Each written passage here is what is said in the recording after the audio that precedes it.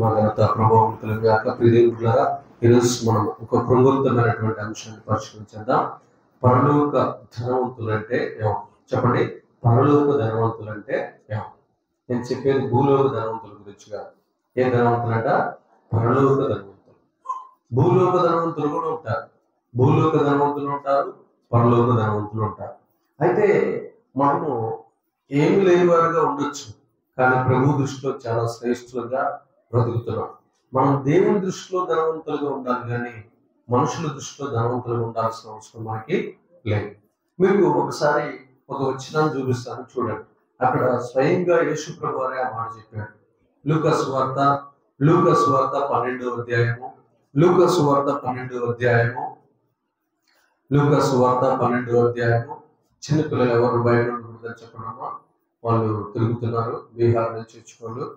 చాలా danger days లో మనం ఉన్నాం. అందరు లోపలికి రమ్మను. షెడ్లకు ఒకసారి బయటికి పోయేవాడు పిల్లలు ఉంటే లోపలికి ఉన్నాయి. ఒక్కరు కూడా ఉండదు.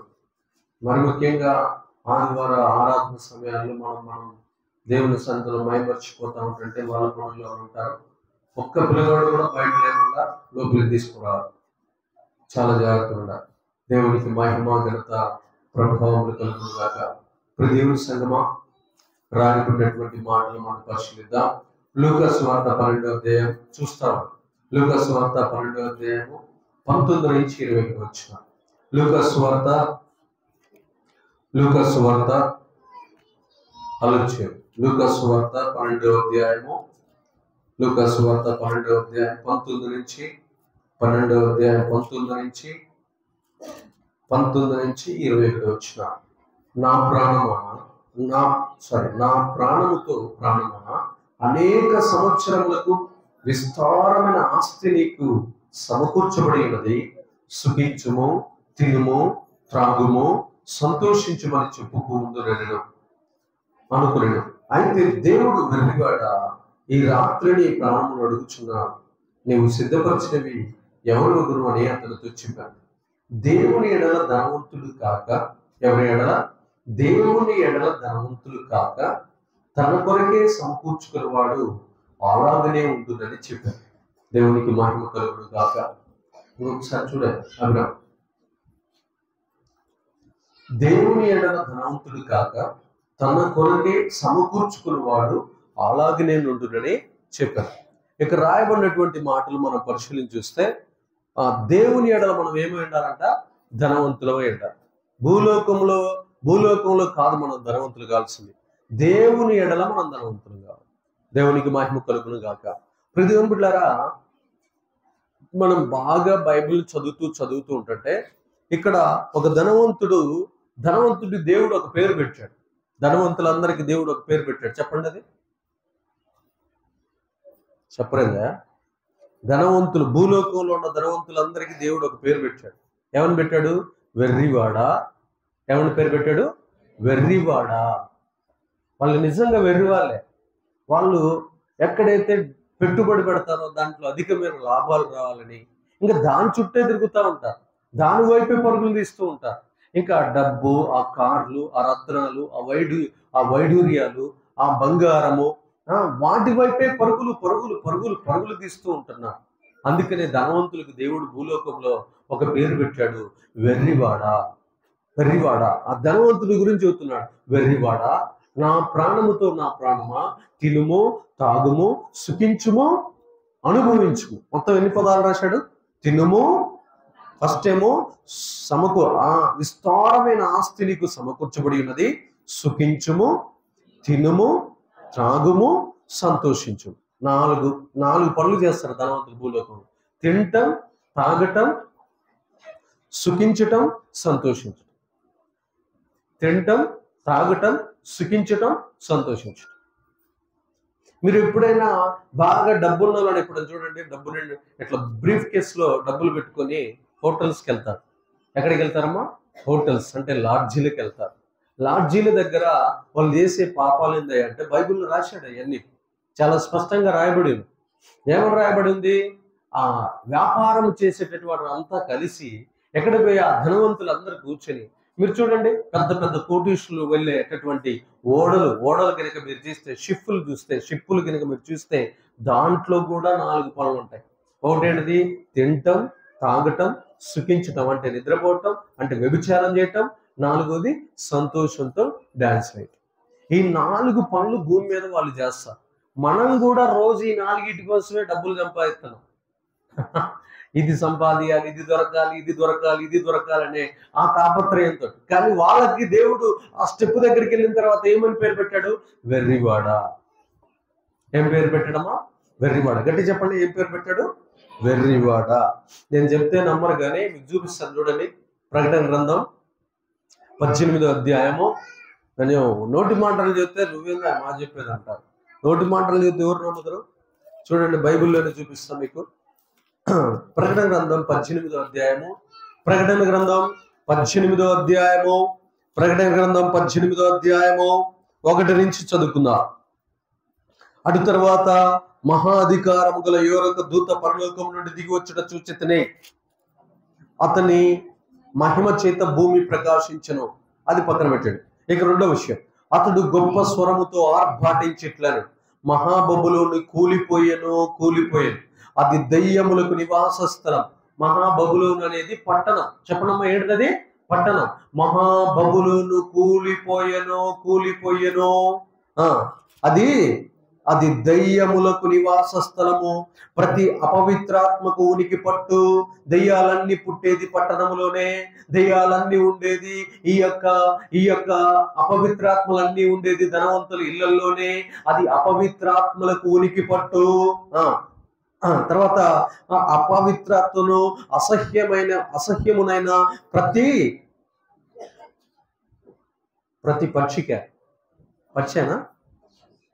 పక్షేనా ప్రతి పక్షికిని ఉనికి పట్టు ఆయన. అపవిత్రమైన అసహ్యమైన క్రియలు చేయు ప్రతి విధమైన పక్షికది ఉనికి పట్టే ఆయన. ఏలైనగా సమస్త జనములు ప్రపంచంలో ఉన్న జనులందరూ మోహోద్రేకముతో కూడిన దాని వ్యభిచార మద్యమును త్రాగి పడిపోయిరి. ప్రపంచంలో ఉన్న జనులందరూ, అమ్మ అంటున్నారా? ప్రపంచంలో ఉన్న జనులందరూ దేని చేతట? మోహం. మీరు ఎప్పుడైనా మద్యం అంటే, జాన్సక్క గట్టి చెప్పు, మద్యం అంటే ఏంటిది తెలుగులో? అది కూడా తెలవదా? బండ తీసుకుని కొట్టక్క నన్ను. మద్యం అంటే సారాయి. మద్యం అంటే ఏంటిదమ్మా? మద్యం అంటే ఏంటిది? సారాయి. సారాయి తాగితే మత్తు వస్తుంది కదా, చెప్పరేంది? సారాయి తాగితే మత్తు వస్తుంది. మరి ఇక్కడ ఏమంటున్నాడు చూడండి, మోహోద్రేకముతో కూడిన దాని వ్యభిచార మద్యమును త్రాగి పడిపోయిరి. వ్యభిచారం అనేది కూడా మద్యమే, వ్యభిచారం కూడా మత్తే. సినిమాలు, సీరియల్స్, మోహోద్రేకం. చెప్పండి, మోహోద్రేకం అంటే మనకి ఏం చూడాలని, పొద్దున్నే సెల్ ఫోన్ చూడాలని మోహోద్రేకం, సినిమాలు చూడాలని మోహోద్రేకం, సీరియల్స్ చూడాలని మోహోద్రేకం. మనం అనుకుంటాం మేము సారాయి తాగమన్నా, మేము చాలా సారాయి నువ్వు తాగట్లా, సీరియల్స్ చూస్తున్నావు కదా, సినిమాలు చూస్తున్నావు కదా, ఎంటర్టైన్మెంట్ చేస్తున్నావు కదా. దానినే మోహోద్రేకముతో కూడిన దాని వ్యభిచార మధ్యమందు పడిపోయిరి. ఎవరంట? ప్రపంచంలో ఉన్న జనులందరూ, సమస్త జనులందరూ. చెప్పాలి గట్టిగా, సమస్త జనులందరూ దాని మోహోద్రేకము చేత కూడిన దాని వ్యభిచార మద్యమును తాగి పడిపోయిరి. భూరాజులు దానితో వ్యభిచరించిరి. భూరాజులు అంటే ఎవరు? ధనవంతులు. రాజుగారికి డబ్బు ఉంటుందా? డబ్బు లేకుండా ఉంటాడా? డబ్బు ఉండదా? భూరాజులు దానితో వ్యభిచరించిరి. భూలోకమందలి వర్తకులు దాని సుఖభోగముల వలన ధనవంతులైరి. వర్తకులు అంటే ఎవరు? బిజినెస్ మ్యాన్స్ అందరూ దాని యొక్క వ్యాపారం వలన ఏమైపోయారంట?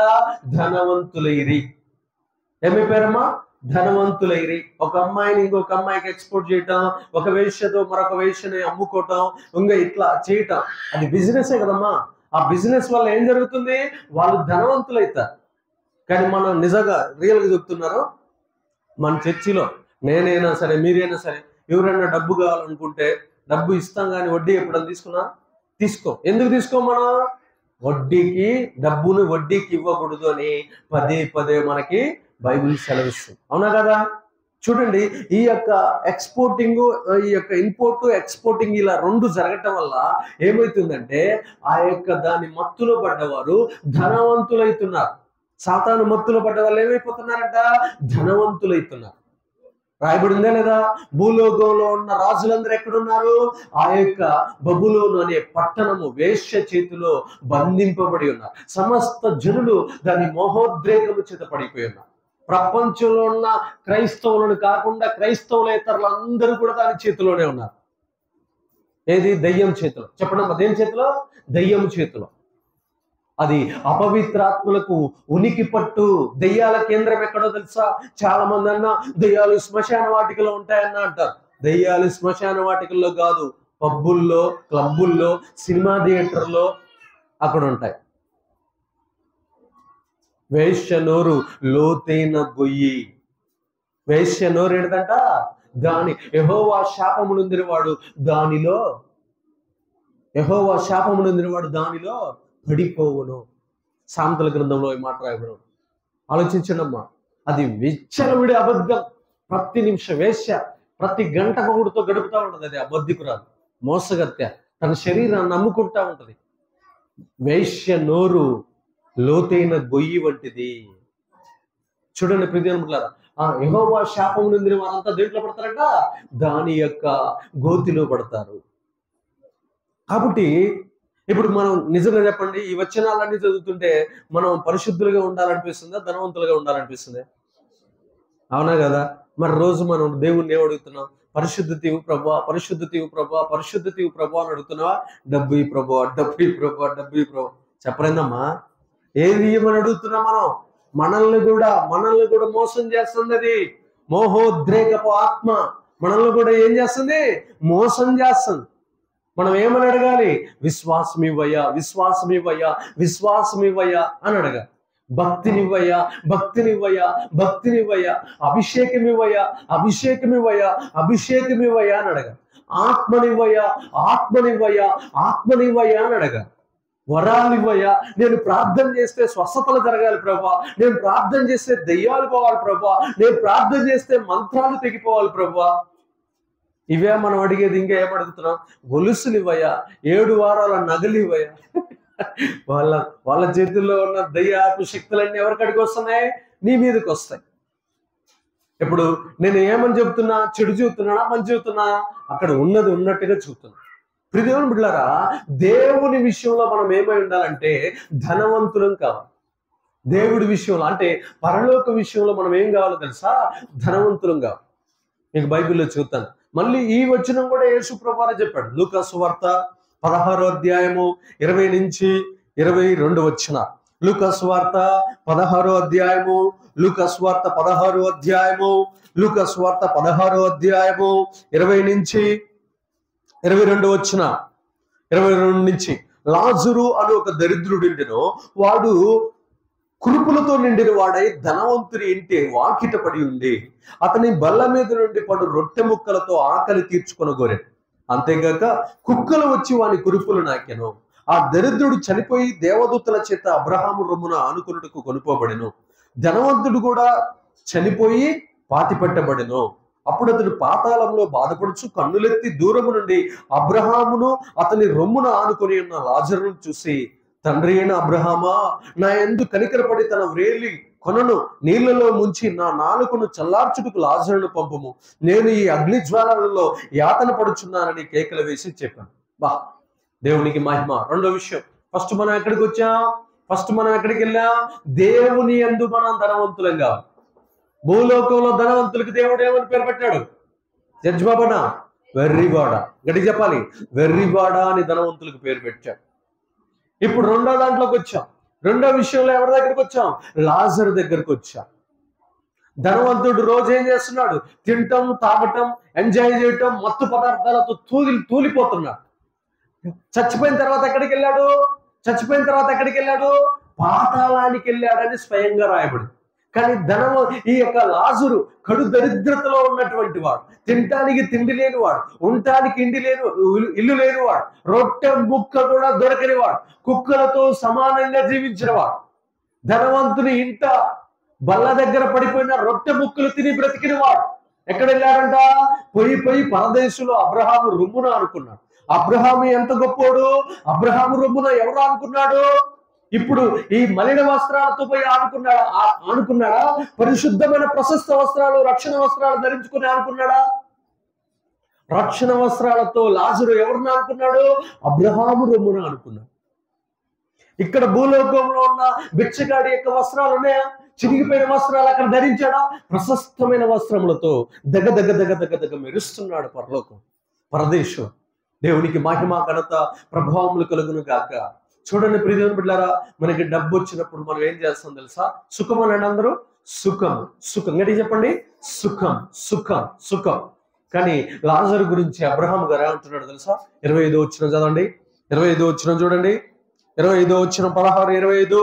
అందుకు అబ్రహాము, కుమారుడా, నీ జీవిత కాలమందు నీకు ఇష్టమైనట్టు సుఖము అనుభవించితివి, అలాగునే లాజరు కష్టము అనుభవించినని జ్ఞాపకము చేసుకునుము. గట్టి చెప్పండి. కష్టం అని అందరూ. కష్టం గట్టిగా చెప్పండి అందరూ, పెద్దగా, బలంగా. కష్టం. కష్టపడాలి మనం. కష్టపడువారు పరలోకమందు ధనవంతులు. ఎవరంట? పరలోక ధనవంతులు ఎవరో తెలుసా? కష్టపడేవారు. సుఖపడేవారు భూలోకంలో ధనవంతులు. Very good. బాగా అర్థమవుతుంది. Very good. అమ్మా, నేను చెబుతున్నాను, అక్కడ రాసిందే నేను ఏమని చెబుతున్నాను. అక్కడ నేను చెప్పలా. అబ్రహాం గారు చెప్పాడు. నన్ను రాళ్ళు తీసుకుని కొట్టాలనిపిస్తుంది మీకు, కానీ అది నిజం. ఏమంటున్నాడు తెలుసా? ఓ ధనవంతుడా, నువ్వు భూమి మీద బ్రతికినంత కాలము సుఖము అనుభవించితివి. దేవుని గురించి తెలుసుకోవాలా? రక్షణ గురించి తెలుసుకోవాలా? దేవుడి గురించి తెలుసుకోవాలా? దేవుడిచ్చినటువంటి పరలోకం గురించి తెలుసుకోవాలా? దేవుడి రాజ్యాన్ని గురించి తెలుసుకోవాలా? నువ్వు దేన్ని తెలుసుకోకుండా సుఖము అనుభవించితివి. ఏమనుభవించితివి? సుఖము అనుభవించితివి. అదే లాజరు అయితే భూమి మీద బతికినంత కాలము కష్టము అనుభవించను. గడి చెప్పాలి. ఏమనుభవించారట? కష్టము. మనల్ని పేదరికం ఎలా కాపాడుతుందో మీకు అర్థం కావట్లా. మన పేదరికమే మనకు పరలోకం ఇవ్వబోతుంది. ఆమేన్, హల్లెలూయా. చాలా మంది పేదరికం తెంచు విప్పు అంటారు. ఒక సోఫా సెట్ వచ్చినాక 4-5 బెడ్రూమ్లు వచ్చిన తర్వాత ఆటోమేటిక్ గా ఇంకా పడుకొని నిద్రపోవడం తప్ప ఏమీ ఉండదు. ఇంకా హాయిగా జో లాలి జో అని నిద్రపుచ్చుతా ఉంటాడు. ఇంకా ఒక ₹1 కోటి వచ్చిన కాంచి నువ్వు మందిరానికి రావు. ఇంకా కార్లు తిరగటం, ఫ్రెండ్స్ ఎక్కువైపోతారు, బంధువులు ఎక్కువైపోతారు, చుట్టాలు ఎక్కువైపోతారు. నువ్వు రాకపోతే ఆ ఫంక్షన్ జరగదు అంటారు. నువ్వు నిన్ను పొగడంగా డబేమని కింద పడతావా? ఇంకా నీకు అసలే పొగడతారంటే పిచ్చి ప్రేమ. యేసయ్యను ప్రేమించడం కంటే నిన్ను పొగిడే వాళ్ళంటే భలే ఇష్టం. అవునా కదా? అప్పుడు ఇంక నువ్వేం చేస్తావు? ఫోన్ చేయగానే, అన్న ఈరోజే కర్ణాటక నుంచి అక్కయ్య వస్తుందన్నా, ఈరోజే నేను ఫోన్ చేస్తా. ఇట్లా పేద మాత్రం ఫోన్ చేయనా, ఏం లేదన్నా దుబాయ్ నుండి చెల్లొస్తుందన్నా అని అంటావు. అవుట్. వాళ్ళు దుబాయ్ ఎందుకు పోయారో, ఏమి కర్ణాటక ఎందుకు పోయింది మనకు తెలియదు. ఏం మాత్రం ఆదివారం మాత్రం మందిరానికి రాదు. లాజరు భూమి మీద బతికి ఉన్నంత కాలము కష్టము అనుభవించను. కష్టపడువారు పరలోకంలో ధనవంతులు, సుఖం అనుభవించేవారు భూలోకంలో ధనవంతులు. నేను రాయలా. అబ్రహాము గారు దేవుడితో చెప్పినప్పుడు యేసు ప్రభువు వారు స్వయంగా చెప్పినటువంటి ఉపమానమే. దేవునికి మహిమ, ఘనత, ప్రభావములు కలుగును గాక. ప్రియదేవుని సంగమా, మనం గుర్తుపెట్టుకోవాల్సింది ఏందో తెలుసా? ఇదిగో భూలోకంలో ఉన్న ధనవంతులకు వెర్రివాడ అని పేరు పెట్టాడు. అది ఫస్ట్ విషయం. రెండో విషయం ఏందో తెలుసా? ఎవడైతే బాగా కష్టం అనుభవిస్తాడో, శరీరంలో ఉన్నటువంటి నెత్తురుని, రక్తాన్ని, ఆ యొక్క అవయవాలను, ఆ చీమును, ఆ మాంసాన్ని, ఆ యొక్క ప్రాణాన్ని, ఆ ఆత్మను ఎవడైతే ఎరగొడుతూ ఉంటాడో వాడు పరలోకంలో ధనవంతుడు. ఇంకా దాన్ని తినుము, తాగుము, సుఖించుము, మేకప్ వేసుకునుము, ఇచ్చవిడిగా సుఖాన్ని అనుభవించుము, పడుకో, నిద్రపోము, చికెన్ తిను, మటన్ తిను, అబ్రహాం తిను అని చెప్పుకుంటూ దాన్ని జోకొట్టు వాడు భూలోకంలో ధనవంతుడు. వాడు ఖచ్చితంగా నరకానికి వెళ్తాడు. వెళ్ళిపోతాడు. ప్రియదేవుని బిడ్డలారా, ఎంత స్పష్టంగా రాయబడింది చూడండి. హెబ్రీయులకు రాసిన పత్రిక 11వ అధ్యాయం 11వ వచనం, 11వ అధ్యాయం 13వ వచనం. హెబ్రీయులకు రాసిన పత్రిక 11వ అధ్యాయము. ఈయన కాడ కూడా చాలా డబ్బు ఉంది. అబ్రహాం గారి కాడ చాలా డబ్బు ఉంది. కానీ ఆ డబ్బులాగా పట్టించుకోవట్లా. ఎందుకంటే నేను భూలోకంలో ధనవంతుడిగా ఉండకూడదు, దేవుని దృష్టిలో ధనవంతుడిగా ఉండాలి. పరలోక ధనవంతుడిగా నేను బ్రతకాలి, పరలోక ధనవంతుడిగా నేను బ్రతకాలి అని అంటున్నాడు. 13వ వచనం చూడండి. వీరందరూ అంటే ఆ కాలంలో ఉన్న అబ్రహాము, ఇస్సాకు, యాకోబు వీరందరూ ఆ వాగ్దాన ఫలమును అనుభవింపకపోయినను దూరము నుండి చూసి వందనమును చేసి తాము భూమి మీద పరదేశులను యాత్రికులమై ఉన్నామని ఒప్పుకొని విశ్వాసము గలవారై మృతి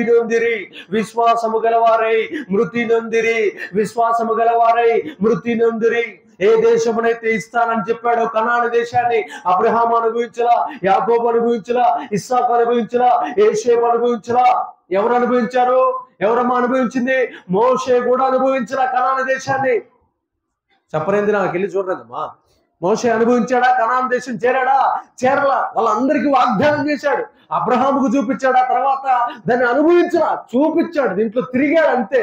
యాకోబు అనుభవించలా, ఇస్సాకు అనుభవించలా, తర్వాత అబ్రహాము అనుభవించలా, తర్వాత వచ్చిన యోసేపు ఐగుప్తు దేశంలోకి వెళ్ళిపోయాడు, అక్కడే చచ్చిపోయాడు. యోసేపు అనుభవించలా. చివరికి మోషే సగం జీవితం ఏమో 40 సంవత్సరాలు ఐగుప్తులో, 40 సంవత్సరాలు గొర్రెలు గాయటంలో, 40 సంవత్సరాలు ఐగుప్తు నుంచి వీళ్ళని తీసుకొని వచ్చే కనాను యాత్రలో ఉంటారు. అంటే వాళ్ళకి ఇస్తానన్న దేశాన్ని 5 పిల్లర్స్ ఒక్కళ్ళు కూడా అనుభవించలా. కానీ మోషే తర్వాత వచ్చిన యెహోషువ అనుభవించారు. దేవునికి మహిమ, ఘనత, ప్రభావములు కలుగును గాక. ప్రియ దేవుని బిడ్డలారా, కానీ దేవుడు చెప్పాడు, వాగ్దానం చేశాడు. ఏ దేశాన్ని అయితే మీకు ఇస్తానని చెప్పాడో ఆ దేశం వాగ్దానం చేశాడు కదా. వారు తమ కన్నులతో దాన్ని చూశారు కానీ దాన్ని అనుభవించలేదు. వారు ఈ భూలోకంలో యాత్రికులను పరదేశులయ్యుండి విశ్వాసము గలవారయ్యుండి మృతి నొందిరి. చెప్పగలిగా, విశ్వాసము గలవారయ్యుండి మృతి నొందిరి. మా దేవుడు ఆ దేశాన్ని మాకు ఇస్తాడు, మా దేవుడు ఆ దేశాన్ని మా పిల్లలకి ఇస్తాడు, మా దేవుడు ఆ దేశాన్ని మాకు రాసిస్తాడు అని విశ్వాసంతో పలుకుతూ, విశ్వాసంతో జీవిస్తూ, విశ్వాసంతో నడుస్తూ, విశ్వాసంతో జీవిస్తూ చచ్చిపోయారు. వారు ధనవంతులు కూడా. అన్ని గొర్రెలు ఉన్నాయి, మేకలు ఉన్నాయి, గాడిదలు ఉన్నాయి, ఒంటెలు ఉన్నాయి, గుర్రాలు ఉన్నాయి, అన్ని ఉన్నాయి. కానీ వాళ్ళు ఎక్కడ జీవించారు తెలుసా? గుడారాలలో నివాసం ఉన్నారు. చెప్పండి, ఎక్కడట? గుడారాలలో నివాసం ఉన్నారు.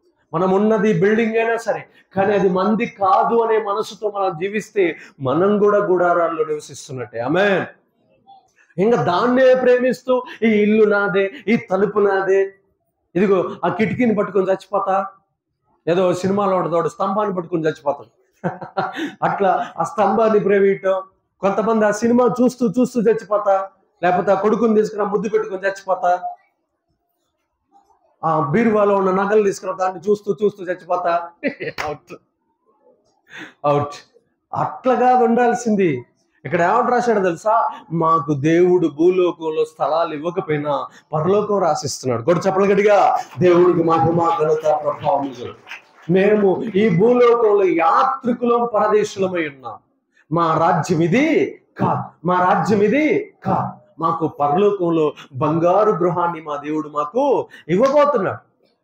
నేను హైదరాబాద్ వచ్చి 14 సంవత్సరాలు రెంట్లు కడుతూనే ఉన్నా.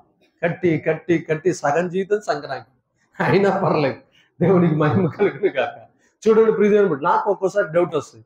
సొంత ఇల్లు ఉంది, బాగా 20-30 లక్షలు పెట్టి మంచి ఇల్లు కట్టుకుంటే నాకేంది ప్రభువా? మంచి ఇల్లు కట్టుకున్నాక నన్ను ఎక్కడికి తీసుకొని వచ్చి రెంట్ కట్ట అంటావు? ఇది ఏడన్నా ఉందా? మా ఇల్లు చూశారు కొంతమంది ఇక్కడ ఉన్న వాళ్ళు. మంచి డాబా కట్టింది మా అమ్మ, కానీ దాన్ని అనుభవించట్లే. నేను అనుభవిస్తున్నామా? నేను వచ్చి గొడ్డు సేకరీ చేసి, నేను ప్రార్థనలు, కార్యక్రమాలు, భూలోకంలో దైవ కార్యక్రమాలన్నీ చేస్తే, ఆ కార్యక్రమాలు చేసినందుకు నాకు కానుకలు వస్తే ఆ కానుకలన్నీ తీసుకుపోయి మా ఓనర్కి ఇవ్వాలి. నేనే ఒక ఇంటికి ఓనర్ అయితే నన్ను మళ్ళీ ఇంకొకటికి బానిసం చేసింది. అరే ఎంత దారుణం! ఆలోచించండి ఒకసారి. ప్రియ దేవుని బిడ్డలారా, ఇక్కడ రాస్తున్నటువంటి మాటలు మనం చూద్దాం. యాత్రికులం ఎవరు అంటే మనము యాత్రికులము, పరదేశం. ఒక్కోసారి అనిపిస్తుంది, ఏంది ప్రభు ఈ కష్టాలు ఏంది? ఊహించకుండా నా జీవితంలోకి నువ్వు వచ్చి నన్ను దాంట్లోకి రెట్టిను. గిర్రం నెల తిరగగానే రెంట్ వస్తాను, గిర్రం నెల తిరగగానే కరెంటు బిల్లు వస్తుంది, గిర్రం నెల తిరగగానే గ్యాస్ బిల్లు వస్తుంది, గిర్రం నెల తిరగగానే నెట్ బిల్లు వస్తుంది. అయ్యే నేనైనా ఆగుతున్నాం కానీ అవి మాత్రం ఆగట్లా. అవి గిర్రా గిర్రా గిర్రా గిర్రా గిర్రా గిర్రా గిర్రా గిర్రా గిర్రా గిర్రా తిరుక్కుంటూ మళ్ళీ నా కాడికి వస్తాను. సరే ఎవరన్నా ఆపుతారా అంటే వాడేమో ఇంతోడు, వీళ్ళేమో ఇంతింతోళ్ళు, ఆమె చెల్లెలేమో అసలు రావదు, ఇంకా ఆమెమో అక్కడ, ఇంకేడ మొత్తం అప్పుడు చుట్టూ తిరుగుతుంది, మొత్తం నెట్వర్క్ మొత్తం. దేవునికి మహిమ ఘనత ప్రభావం కలుగును గాక.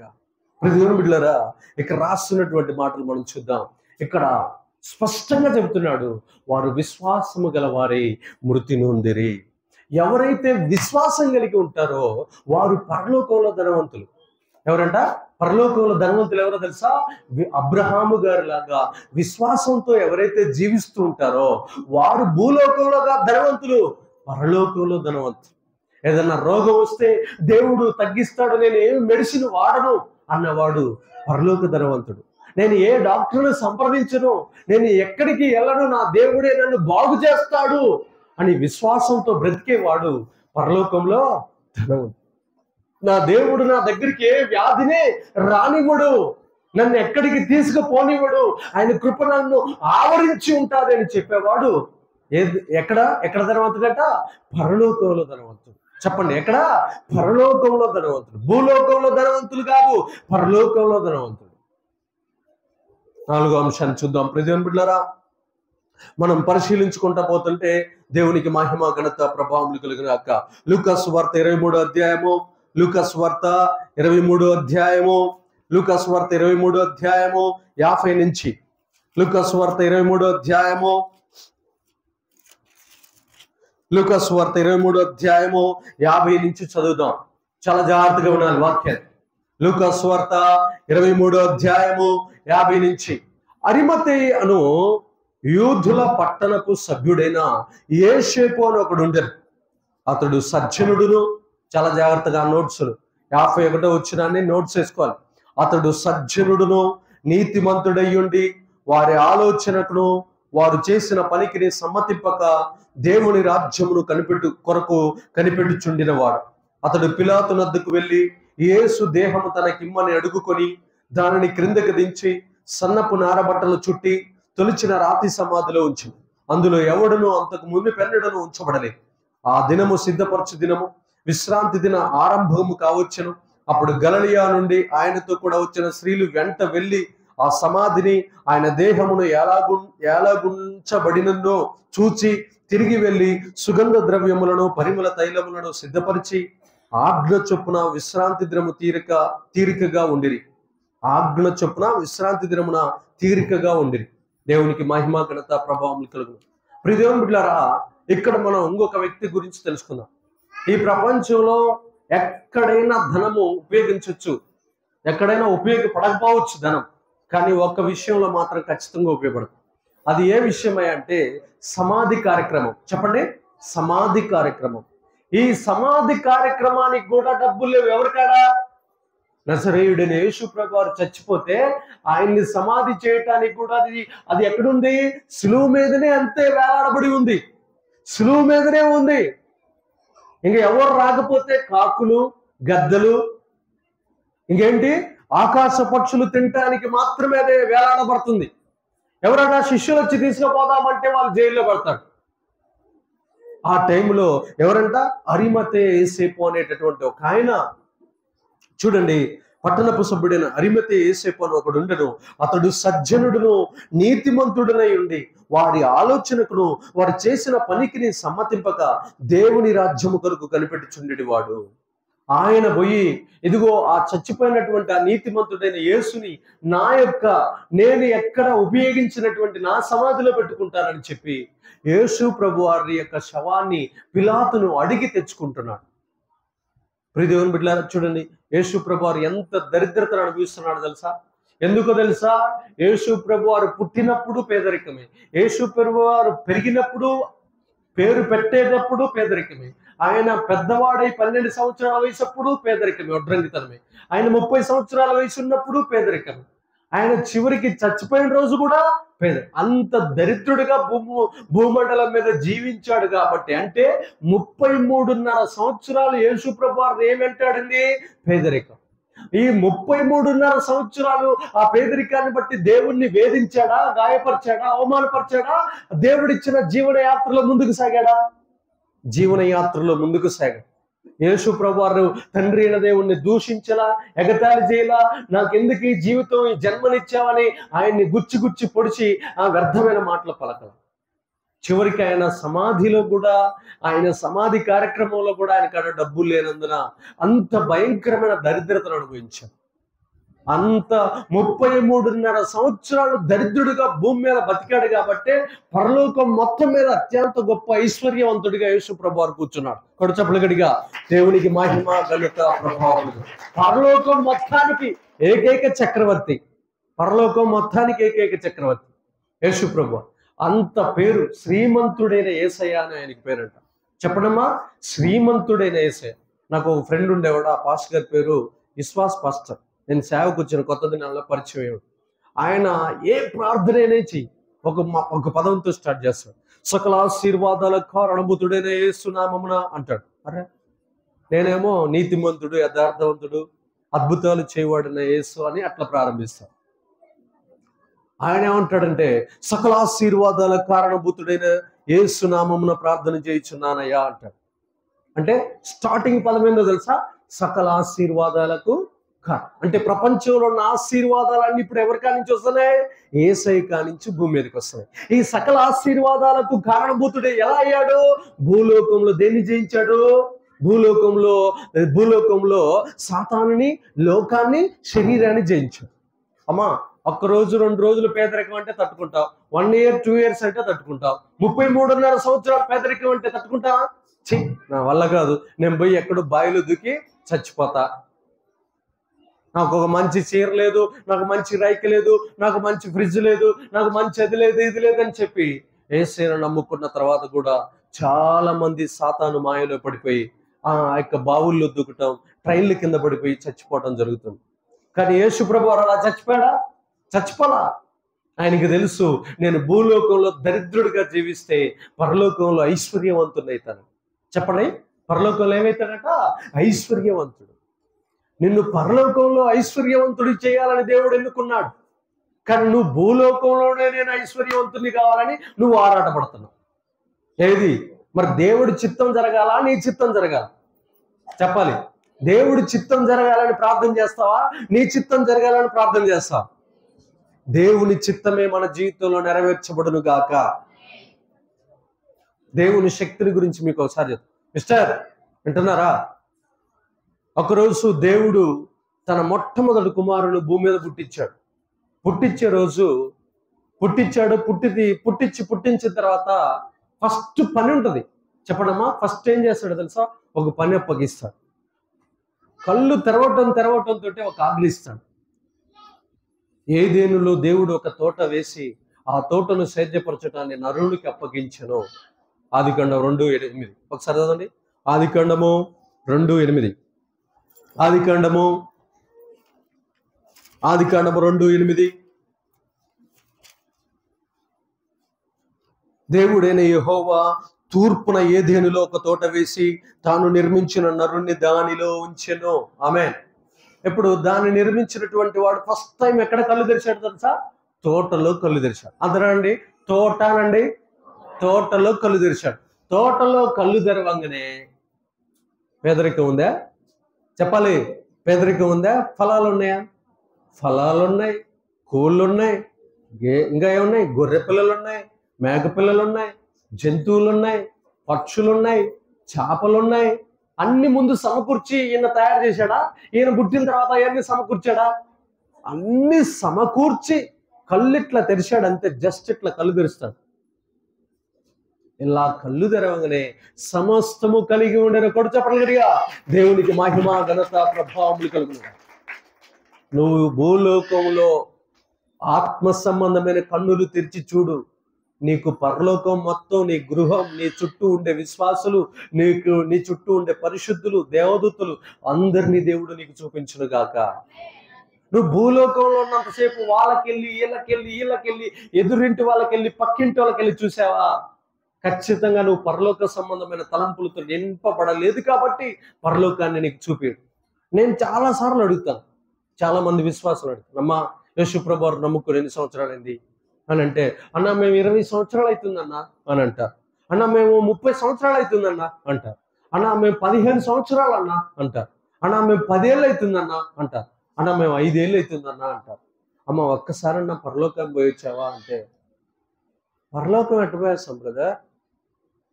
పరలోకం ట్రైన్ లేదుగా, పరలోకానికి బస్సు లేదుగా, పరలోకానికి కారు లేదుగా.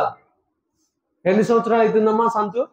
25 సంవత్సరాలు, 35 సంవత్సరాలు. అంటే వీళ్ళు నమ్ముకున్నారు కానీ ఆ పట్టణాన్ని మాత్రం చూడాల. వీళ్ళు నమ్ముకున్నారు, వాళ్ళ ఇంటిని మాత్రం చూడాల. వీళ్ళు తెలుసుకున్నారు కానీ దేవుడిచ్చే రాజ్యాన్ని మాత్రం దర్శించాల. ఇంకా వీళ్ళు పొద్దుగూకులు చర్చికి బైబిల్ ఎట్లా పట్టుకుంటారు, ఇట్లా వస్తూ ఉంటారు, ఇట్లా పట్టుకుంటారు, ఇట్లా వస్తారు. వాళ్ళు చర్చికి పోతారు, వీళ్ళు చర్చికి పోతారు. వాళ్ళు కారు కొనుక్కున్నారంట, మన ఇంటి ఎదురుగోళ్ళు చర్చికి రాకపోయినా కారు కొన్నారు. అంటే అంటే వీళ్ళ దృష్టి మొత్తం దేని మీద ఉంది? కారు. ఆ తర్వాత ఆమె 10,000 రూపాయలు పట్టు చీర కొన్నదంట అని దాని మీద దృష్టి పెట్టారు. ఆ తర్వాత బంగారం మీద. అంటే వీళ్ళు ఏసీని నమ్ముకున్నారు. బైబిల్ ఎక్కడుంది? బైబిల్ ఎక్కడుంది? రొమ్ము నానించుకునే ఉన్నాం, మంచిగానే ఉన్నాం, ఎట్లా పెట్టుకున్నాం, ఎట్లా వస్తున్నాం చర్చికి. కానీ ఏం కనపడతల్లా? పరలోకం మాత్రము కనపడట్లా. పరలోకం కనబడితే వీటి గురించి మాట్లాడతారా? నేను రాత్రి పరలోకం పోయి వచ్చిన తెలుసా, నాకు నా ఇల్లు చూపించాడు తెలుసా అని ఒక్కళ్ళన్నా తన భర్తతో కానీ తన భార్యతో కానీ ఎవడన్నా చెబుతున్నాడా? చెప్పట్లేదు. వై? ఎందుకు చెప్పట్లేదంటే వీళ్ళంతా మనల్ని చెడగొడుతున్నారు. సాతాను యొక్క మహిమలు మనకు చూపించి సాతాను వాళ్ళకెళ్ళి మనల్ని ఆకర్షింపజేస్తున్నాడు. కానీ మన మహిమను, మన దగ్గర ఉన్న మహిమను వాళ్ళకి చెప్పలేకపోతాం. మన దగ్గర ఉన్న మహిమను వాళ్ళకి చెప్పలేకపోతాం. సాతాను మహిమ అయింది. సాతాను ఆకానికి వేసాడు, వాళ్ళ గాలం వేసాడు. ఆకాను దా దా దా దా, అక్కడ శీనాంబర వస్త్రములు ఉన్నాయి, దా దా దా దా అనేసాడు. దేమాకేమేశాడు, అబ్బా మంచి డిస్కో డాన్సులు ఉన్నాయి, నువ్వేం చేయాలి వదిలేసుకుని పరిచర్య పరిచర్య పరిచర్య అని పోతున్నావు దేమా, దా దా దా దా దా. గెహాజీకి ఏమేశాడు, బంగారం బంగారం బంగారం బంగారం అనేది వేసేసాడు. గెహాజీ తప్పిపోయాడు, దేమా తప్పిపోయాడు, ఆకాను తప్పిపోయాడు. ఒక్కొక్కడికి సాతాను గాడి గురించి చెబుతున్నాను. ప్రియదేవుని బిడ్డలారా గుర్తుపెట్టుకోండి, సాతాను వాళ్ళ ఎట్లా వేస్తాడో చూస్తాను. ఫస్ట్ వాడికి సంబంధించిన ఆకర్షణ నీ దగ్గర ఏమన్నా ఉన్నాయో అని చూస్తాడు. ఇది వేస్తే పడతాది అని నీకు తెలిసిందనుకో, ఇంకా అది వేస్తాడు నీ మీద వల. ఇంకా సినిమా అనేది కొంచెం మోజు ఉందనుకో, ఇంకా దాన్ని వేస్తాడు యవనస్తుల మీద. డబ్బు మీద కొంచెం వ్యామోహం ఉందనుకో, ఇంకా డబ్బు పిచ్చి అనే గాలం వేస్తాడు. స్త్రీ పిచ్చి అనే గాలం వేస్తాడు.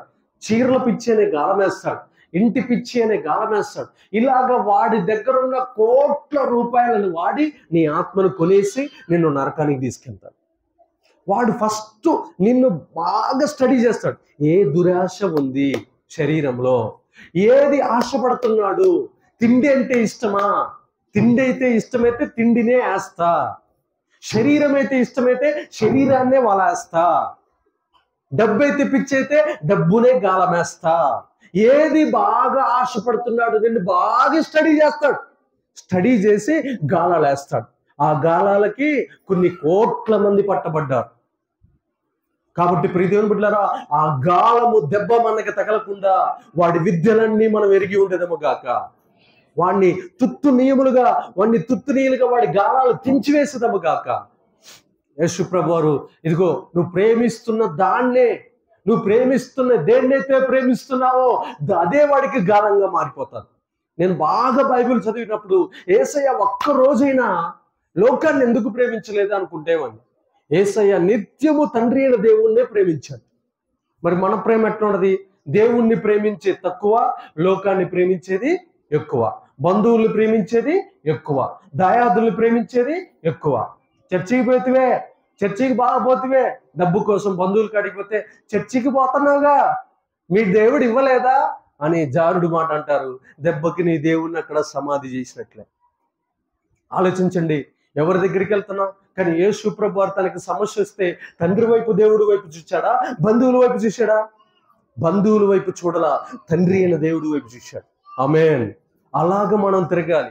అప్పుడు మనం ఏమవుతామంటే పరలోకమందు ధనవంతులమవుతాం. దేంట్లో ధనవంతులమవుతామంట? పరలోకమందు ధనవంతులమవుతాం. పరలోకమందు ధనవంతులం కావాలంటే యేసు ప్రభు వారు చేసిన త్యాగం గురించి చెప్తున్నాను. నా దగ్గర ఏమీ లేదు, నేను ఒట్టి చేతులతో వచ్చాను. నేను భూమి మీద పుట్టినప్పుడు పశువుల పాకలో పుట్టాను. అక్కడ కూడా పశువుల పెండ పక్కనే పుట్టాను. తర్వాత పెద్దవాడైన తర్వాత గువ్వ పిల్లని అర్పించడానికి కూడా నా దగ్గర డబ్బు లేదు. ఆ తర్వాత పెద్ద మంచి మంచి పుస్తకాలు, మంచి మంచి వస్త్రాలు కొనుక్కోవటానికి కూడా ఆయన యాజకత్వం చేసేటప్పుడు కూడా ఏం లేదు. డబ్బు సంచి మొత్తం ఇస్కరియోతు యూదాకే ఇచ్చేశాడు. ఇంకా ఆయన జీవితంలో ఆఖరి ఘట్టమైనటువంటి ఆ శిలువ మరణం దగ్గర కూడా యేసు ప్రభు వారికి అక్కడ డబ్బు లేదు. అందుకని యేసు ప్రభు వారు దేనివల్ల తెలుసా? పేదరికం వల్ల ప్రపంచంలోనే అత్యంత ఐశ్వర్యుడు పరలోకంలో అయ్యాడు. ప్రపంచంలోనే అత్యంత ఐశ్వర్యుడయ్యాడు. యేసు ప్రభు వారి దగ్గర ఉన్నది చూడండి ప్రియమైన బిడ్డలారా, దీనత్వం. గట్టి చెప్పండి, దీనత్వం, దీనత్వం, దీనత్వం. ఏది ఉన్నా సరే వేసుకొని తింటాం. చెప్పండి, ఏది ఉన్నా సరే వేసుకుని తినేవాడు దీనుడు. మా ఇంటికి ఒకసారి అండి, మా చెల్లెల్ని అడగండి, ఏదన్నా ఎప్పుడన్నా ఒకసారి రాంగ్ స్టెప్ వేస్తున్నావు కానీ ఉండేవాడికి ఏదైతే ఉండిందో అదే అంటారు. ఒకవేళ మనకి ఇష్టం లేని కూర ఉందనుకో, వెంటనే నీళ్లు పోసుకోవటం, ఏదో ఒకటి కలుపుకొని తింటాం, హ్యాపీగా తింటాం, బయటికి రావటం. చూడండి ప్రియమైన బిడ్డలారా, యేసు ప్రభు వారు ఎప్పుడు కూడా తనకి కలిగి ఉన్న దానితో దీనుడిగా ఉన్నాడు కాబట్టే పరలోకంలో ఘనుడయ్యాడు. దీనుడిగా ఉన్నాడు కాబట్టే ఘనుడయ్యాడు. ఏమయ్యాడమ్మా? దీనుడిగా ఉన్నాడు కాబట్టే ఘనుడయ్యాడు. ఇస్సులు కొడతారు కొంతమంది పల్లెలు, నాకు వద్దు అని అంటారు. ఏమంటారమ్మా? వద్దు అంటారు, నెట్టేస్తారు. అలాగ పిల్లలు ఎందుకు అంటున్నారు తెలుసా? వారి లోపల దీనత్వము లేదు. నెట్టేస్తూ ఉంటారు, అలుగుతూ ఉంటారు, నేను మారం చేస్తూ ఉంటారు. వారి లోపల గర్వం పెరుగుతుందని అర్థం. వాళ్ళకి మనం నేర్పాలి. ఏమి నేర్పాలో తెలుసా? యేసు ప్రభు వారిలాగా దీనత్వాన్ని మనం నేర్పెదము గాక. యేసు ప్రభు వారి లాంటి దీనత్వాన్ని నేర్పెదము గాక. దేవుని బిడ్డారా, బైబిల్లో చూడండి, మార్కు సువార్త 6వ అధ్యాయం. మార్కు సువార్త 6వ అధ్యాయం. మార్కు సువార్త 6వ అధ్యాయాన్ని మనం అలర్ట్ చేయొద్దు. మార్కు సువార్త 6వ అధ్యాయం 19. మార్కు సువార్త 6వ అధ్యాయము 19వ వచనం. 6:19. చాలా జాగ్రత్తగా. మార్కు సువార్త 6:19. హేరోదియా అతని మీద పగబట్టి అతన్ని చంప గోరెను గాని ఆమె చేతగాకపోయెను. ఎందుకనగా యోహాను నీతిమంతుడును పరిశుద్ధుడునగు మనుషుడని హేరోదు ఎరిగి అతనికి భయపడి అతన్ని కాపాడుచూ వచ్చెను. మరియు అతని మాటలు వినినప్పుడు ఏమి చేయను తోచకపోయినను సంతోషముతో వినుచుండెను. అయితే తగిన దినం ఒకటి వచ్చెను. ఎట్లనగా హేరోదు తన జనన దినోత్సవమందు తన ప్రధానులకును సహస్రాధిపతులకు గలిలయ దేశ ప్రముఖులకును విందు చేయించెను. అప్పుడు హేరోదియా కుమార్తె లోపలికి వచ్చి నాట్యమాడి హేరోదుని అతనితో కూడా పంక్తిని కూర్చున్న వారిని సంతోషపరచను కనుక, రాజు నీకు ఇష్టమైనది ఏదైనాను నన్ను అడుగుము, నేను నీకు ఇచ్చేదనని ఆ చిన్నదానితో చెప్పి, మరియు నీవు నా రాజ్యంలో సగము మటుకు ఏమి అడిగినను నీకు ఇచ్చేదనని అతడు ఆమెతో ఒట్టు పెట్టుకొనెను. గనుక ఆమె వెళ్ళి నేనేమి అడిగదనని తన తల్లిని అడగ్గా ఆమె బాప్తిస్మిచ్చి యోహాను తల అడుగుమనెను. వెంటనే ఆమె త్వరగా రాజు వద్దకు వచ్చి బాప్తిస్మిచ్చి యోహాను తల పల్లెములో పెట్టి ఇప్పుడే నాకు అప్పగింపగోర్చున్నానని చెప్పాను. రాజు గట్టిగా, రాజు బహు దుఃఖపడిన గాని తాను పెట్టుకున్న ఒట్టు నిమిత్తమును తనతో కూర్చుండి ఉన్న వారి నిమిత్తమును ఆమెకి ఇయ్యక అననొల్లకపోయెను. నేను ఇయ్యను అననొల్లకపోయాను. చూడండి ప్రియదేవుని బిడ్డలారా, ఈ 19వ వచనం చదివితే పిచ్చెక్కిపోద్ది. 19వ వచనం చూడండి. హేరోదియా అతని మీద పగబట్టి అతన్ని చంపగోరిని గాని ఆమె చేతగాకపోయెను. ఎందుకనగా యోహాను నీతిమంతుడును పరిశుద్ధుడును అగు మనుషుడని హేరోదు ఎరిగి ఉన్నాడు. బాప్తిస్మిచ్చి యోహాను ఎవరని రాజు తెలుసుకున్నాడు? నీతిమంతుడు పరిశుద్ధుడు. గడి చెప్పాలి, నీతిమంతుడు పరిశుద్ధుడు, నీతిమంతుడు పరిశుద్ధుడు. ఎందుకు నీతిమంతుడయ్యాడు? ఎక్కడ బతికాడు? కరెంటు బిల్లు దొంగతనం చేశాడా? మోటార్ బిల్లు దొంగతనం చేశాడా? అసలు ఇల్లుందా? ఇల్లే లేదు. ఇంకా కరెంటు బిల్లుకి ఇంకా మోసం ఏడ చేస్తాడు? పెళ్ళే కాలేదు, ఇంక ఎవరితో అబద్ధాలు ఆడతాడు? కాబట్టి అతని దగ్గర ఏముంది? ఈ బాప్తిస్మిచ్చి యోహాను దగ్గర నీతి ఉంది. ఆ నీతి, ఆ పరిశుద్ధత బాప్తిస్మిచ్చి యోహాను గారి ఆస్తులు. నీతి, పరిశుద్ధత బాప్తిస్మిచ్చి వారి యొక్క యోహాను గారి యొక్క ఖ్యాతి, ఆస్తులవి. ఆ ఆస్తులను చూసుకున్నాడు ఎవరు? హేరోదు రాజు. తెలుసుకొని అతడు నీతిమంతుడు కాబట్టి అతన్ని చంపటం వల్ల కాదు, అతన్ని చంపకూడదు అని చెప్పి అక్కడ తనని అనేక రకాలుగా ప్రేరేపిస్తున్న హేరోదియాతో మాట్లాడుతున్నాడు. ఇంక ఎప్పుడైతే ఇట్లా అయితే ఈడు మామూలుగా ఉంటే ఈడు మాట అన్నరా అని చెప్పి బాగా మత్తు పోయించి ఆ మత్తులో నాట్యమాడింపజేసి కూతుర్ని, ఆ నాట్యమాడించినటువంటి కూతురికి ఒక బహుమానం ఇప్పించేటట్లు చేసి చివరికి ఆ మత్తులో ఎవరు తల అడిగింది? సగం రాజ్యం ఇస్తానన్నాడు కదా, సగం రాజ్యం కన్నా ఇప్పుడు ఆమెకి ఎవరు కావాలి? ఒకడి తల కావాలి. చూడండి ఆడోళ్ళ పగ. నేనంటే అన్నారంటారు. అవునా బ్రదర్? నేను తిడితేనేమో తిట్టినారంటారు, కానీ నాకేమో ఏ రిఫరెన్స్లు దొరుకుతాయి? నేనేం చేయాలి గాబ్రియల్ అన్న చెప్పు. హేరోదియ పగ గురించి మాట్లాడుకోవాలో వద్దా? ఇప్పుడు సగం రాజ్యం ఇస్తాడని రాసిండా రాయలేదాడ? సగం రాజ్యం ఇస్తాడని రాస్తే చెబితే నోరు తెరిచి అన్నాడు సగం రాజ్యం ఏమి ఇస్తాడన్నాడు. కానీ నాకు సగం రాజ్యం వద్దు. సగం రాజ్యంలో ఏముంటది బ్రదర్? తెలంగాణలో మొత్తం ఎన్ని జిల్లాలు? 19? 33? 33 జిల్లాలు. 33 జిల్లాల్లో సగం అంటే చూసుకోండి 16 జిల్లాలు వేసుకోండి. 16 జిల్లాల్లో ఎన్ని వజ్ర వైడూర్యాలు ఉంటాయి, ఎంత డబ్బు ఉంటుంది, ఇన్ని రకాలైనటువంటి సంపదలు ఉంటాయమ్మా. సగం రాజ్యం నీకు ఇస్తానంటే కూడా ఆమె నాకు ఆ సగం రాజ్యం వద్దు, ఆయన తల కావాలని. ఆమె ఇది తప్ప కదా? సగం రాజ్యం కావాలన్నది కానీ నాకు ఆ రాజ్యం కావాలి, నాకు ఆయన అవసరం లేదు అన్నదా? నాకు ఆయన తల కావాలన్నది. చూడండి ప్రియ దేవుని బిడ్డలారా, బాప్తిస్మిచ్చి యోహాను భూమి మీద బతికినంత కాలము ఆయన ఒంటె చర్మమును కట్టుకున్నవాడై, ఇక్కడ చెప్పండి, ఒంటె చర్మమును కట్టుకున్నవాడై, తర్వాత ఏంటి అంట? మిడతలు, పూరేకులు, చిలకడ దుంపలు, గెన్సుగడ్డలు, ఇలాంటి భూ సంబంధమైన గడ్డలు తినుకుంటూ బ్రతికాడు. ఆ 30 సంవత్సరాల వయసులో ఆ దేశాలలో ఉన్న రాజుగారికి ఆయన ఆస్తి పాస్తులు తెలిసిపోయినాయి. ఆయన ఆస్తి నీతి, ఆయన ఆస్తి పరిశుద్ధత. ఆయన దగ్గర దేవుడు పెట్టిన ఆస్తి పేరు ఏందో తెలుసా? నీతి. మన ఇంట్లో ఏముండాలి? నీతి. చెప్పాలి గట్టిగా, మన ఇంట్లో ఏముండాలి? నీతి. వాళ్ళు తాగరండి, వాళ్ళు అస్సలు తాగరండి, చర్చికి పోతారండి. వాళ్ళు అసలు ప్రాణం పోయినా తాగనే వాళ్ళు అబద్ధం ఆడరండి, వాళ్ళు లంచాలు తీసుకోరండి, వాళ్ళు మోసాలు చేయరండి, వాళ్ళు చర్చికి పోతారు. ఎక్కడికి పోతారు? వాళ్ళు చర్చికి పోతారు. మా ఇంట్లో 10 సంవత్సరాల నుంచి ఉంటారండి. ఎవరికి అపాయం చేసేవాళ్ళు కాదు, ఎవరికి నష్టం చేసేవాళ్ళు కాదు, ఎవరికి కీడు చేసేవాళ్ళు కాదు. వారి దగ్గర ఉన్న ఆస్తి పేరు బీదవాళ్ళే, కానీ వాళ్ళు నీతిమంతులు. ఆమె కూడా చెప్పలేదు గట్టిగా, బీదవారే కానీ యూదా గోత్రపు సింహాలు, బీదవారే కానీ గర్జించే సింహాలు, బీదవారే వారు ప్రార్థన చేస్తే అద్భుతాలు జరుగుతాయి, బీదవారే కానీ వారు శక్తిమంతులు, బీదవారే కానీ వారి వస్త్రాలలో పరిశుద్ధత ఉంది. చిన్నగా నా వాట్సాప్ చూస్తూ ఉంటాడు మా ఓనర్ గారు. అదివరకేమో ఏదేదేదో మాట్లాడేవాడు. ఇప్పుడు ఏసయ్యా ఇంట్లో ఉన్నావా అని వస్తున్నాడు. రెంట్ ఎప్పుడు ఇస్తావు ఏసయ్యా అంటాడు. అమ్మాయి దేవా స్తోత్రం, నా వీడియోలు అతన్ని మార్చుని గాక. అప్పుడు ఏది పెడితే అది మాట్లాడేవాడు.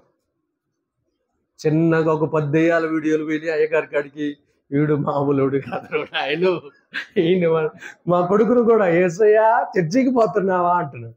ఆమేన్. దేవునికి మహిమ కలుగును గాక, ఎదుటి వాడిలో మార్పు వచ్చును గాక. ట్యాక్స్ చేయాలన్నా, రకరకాలైనటువంటి వాటిని మన మీద రుద్దాలన్న భయం వారిలో పుట్టును గాక. కాబట్టి ప్రియ దేవుని బిడ్డలారా, మనం గుర్తుపెట్టుకోవాల్సిన అంశం ఏందో తెలుసా? ఏమంటున్నాడు? మా దగ్గర ఏముంది? బాప్తిస్మిచ్చి యోహాను గారి దగ్గర ఏముంది? ఆయన రాస్తున్నాడు, బైబిల్లో రాయబడుతున్నాడు, భూలోకంలో మండుచు ప్రకాశించు దీపము అని ఎవరి గురించి సాక్ష్యం చెప్పబడిందో తెలుసా? బాప్తిస్మిచ్చి యోహాను గారి గురించి యేసు ప్రభువారు స్వయంగా చెప్పాడు. ఎవరు చెప్పారమ్మా? మండుచు ప్రకాశించు దీపం. అవినీతి గాని, అక్రమాలు గాని, అన్యాయాలు గాని, దోపిడీ గాని, దౌర్జన్యం గాని లేనటువంటి కుటుంబం ఏదైనా ఉందంటే అది బాప్తిస్మిచ్చి యోహాను గారి కుటుంబం. ఆయన దేనిని కలిగి ఉన్నాడంటే నీతి. గట్టి చెప్పాలి, గట్టి చెప్పాలి, నీతి. చెప్పండి గట్టిగా, నీతి.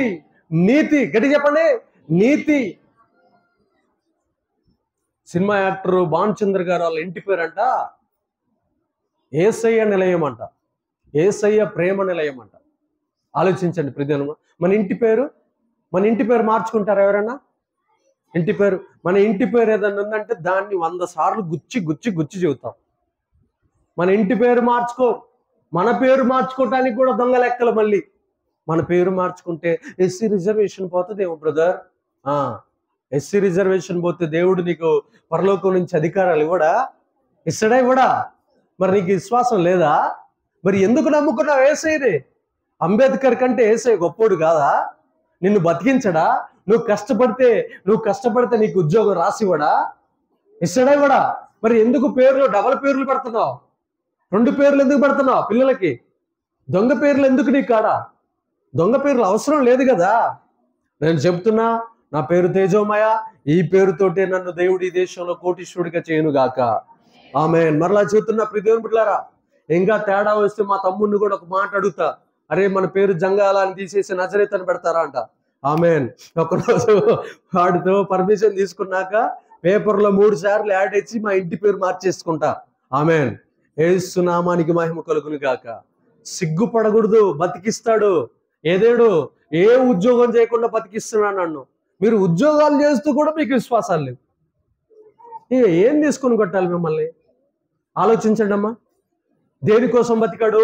ఆయనకు ఒక పేరుంది భూమండలం మీద, ఒకటే పేరు, బాప్తిస్మం ఇచ్చి యోహాను. మనకి 2-3 పేర్లు ఉంటాయి, చిన్నిల్లు పెద్దిల్లు. ఎట్లాంటి పేర్లు ఉండకూడదు. బాప్తిస్మిచ్చి యోహాను. చెప్పండి ఏ పేరు? బాప్తిస్మిచ్చి యోహాను. ఇంటి పేరు లేదు ఆయనకి. ఆయన ఇంటి పేరు ఎందుకు తెలుసా? బాప్తిస్మమిచ్చు. ఆయన ఇంటి పేరు ఎందుకు తెలుసా? బాప్తిస్మమిచ్చు.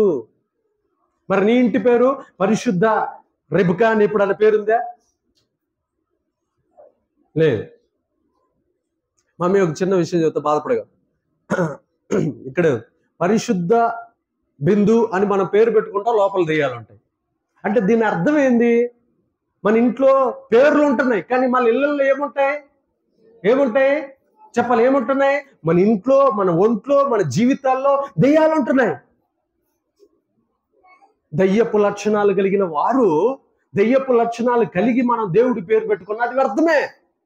దయ్యపు లక్షణాలు కలిగి ఉండకుండా మనం దేవుడి పేర్లు కలిగి ఉండాలి. ఎప్పుడు అసూయతో, ఎప్పుడు పగతో, ఎప్పుడు కక్షతో, ఎప్పుడు ముసలమ్మ ముచ్చట్లతో, ఎప్పుడు అబద్ధాలతో ఉండి నువ్వు పెద్ద మంచి పేర్లు పెట్టుకున్నా, జ్యోతిర్మయ అని, తేజోమయ అని, కరుణామయ అని, నువ్వు ఎంత పెద్ద పేర్లు పెట్టుకున్నా నిన్ను పట్టేది దెయ్యాలే. అర్థమవుతుందా?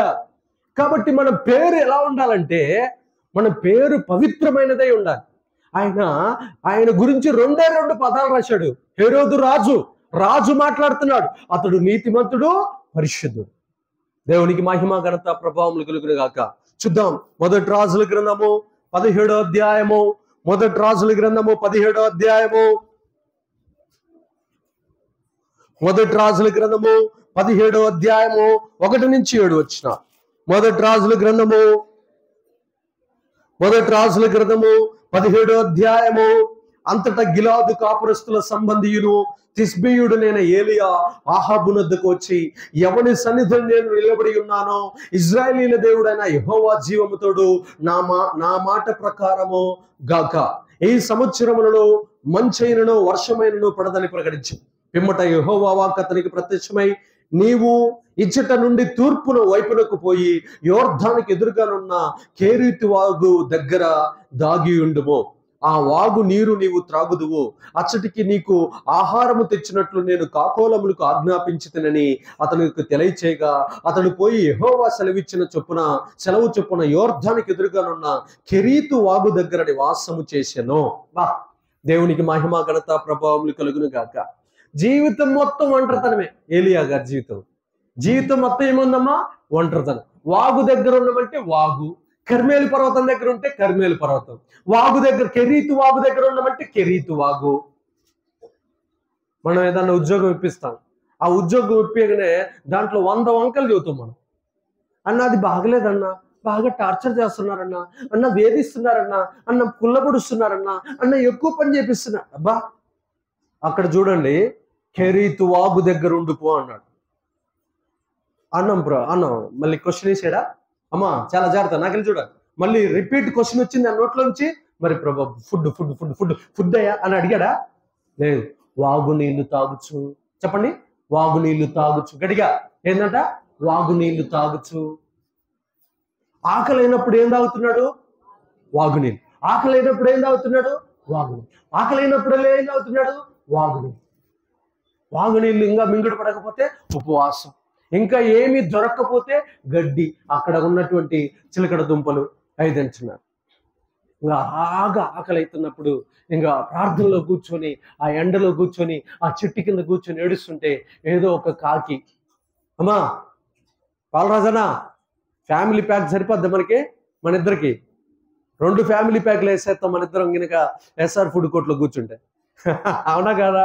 కానీ ఒక్క ముక్క ఏంటంట, ఒక చికెన్ ముక్క తెచ్చి ఆడేస్తే ఒక్క చికెన్ ముక్కతోటి ఒక నైట్ అంతా, మళ్ళీ తెల్లారిన తర్వాత ఒక ముక్క, ఆ ముక్కతోటి మళ్ళీ పొద్దున అంతా మధ్యాహ్నం దాకా, మళ్ళీ మధ్యాహ్నం ఒక ముక్క. ఒక్క ముక్కతో బతుకుతావమ్మా? అరే ఆ ముక్కకి మళ్ళీ బిర్యానీ తోడు కాకపోతే అసలు బతుకుతావా? దీప్తి చెప్పు గట్టిగా. డాడీ నెట్టేది ఇస్తాం మనం.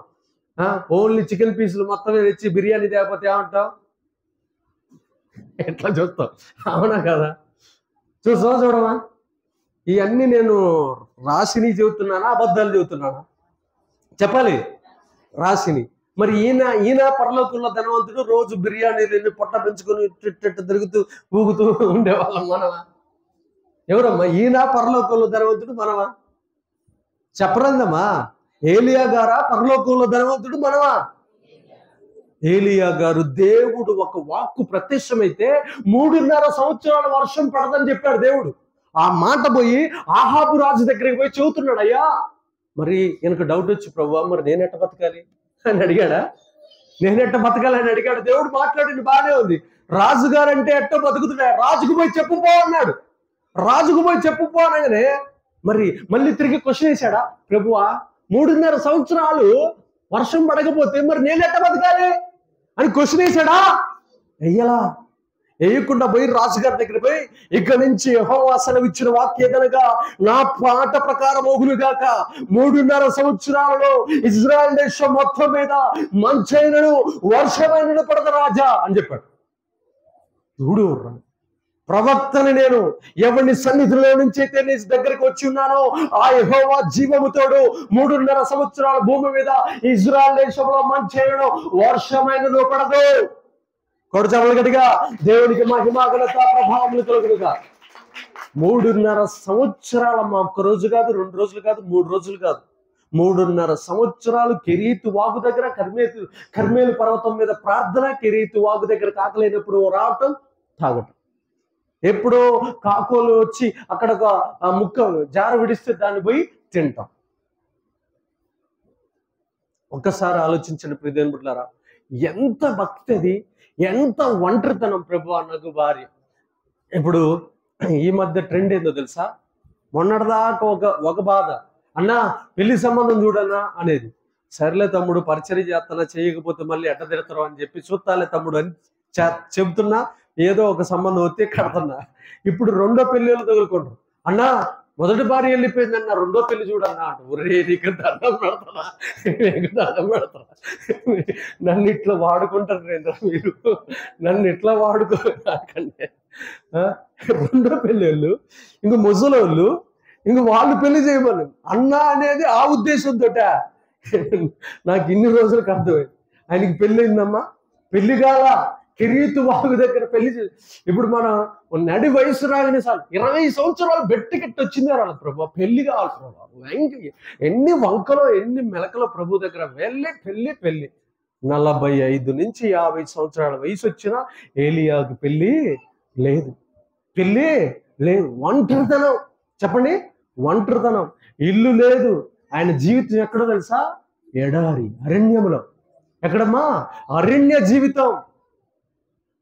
చెప్పండి బ్రదర్, ఎక్కడ ఆయన జీవించింది? అరణ్య జీవితం. ఇప్పుడు అలాంటి జీవితం జీవించిన ఆయన పరలోకం పోయిండు.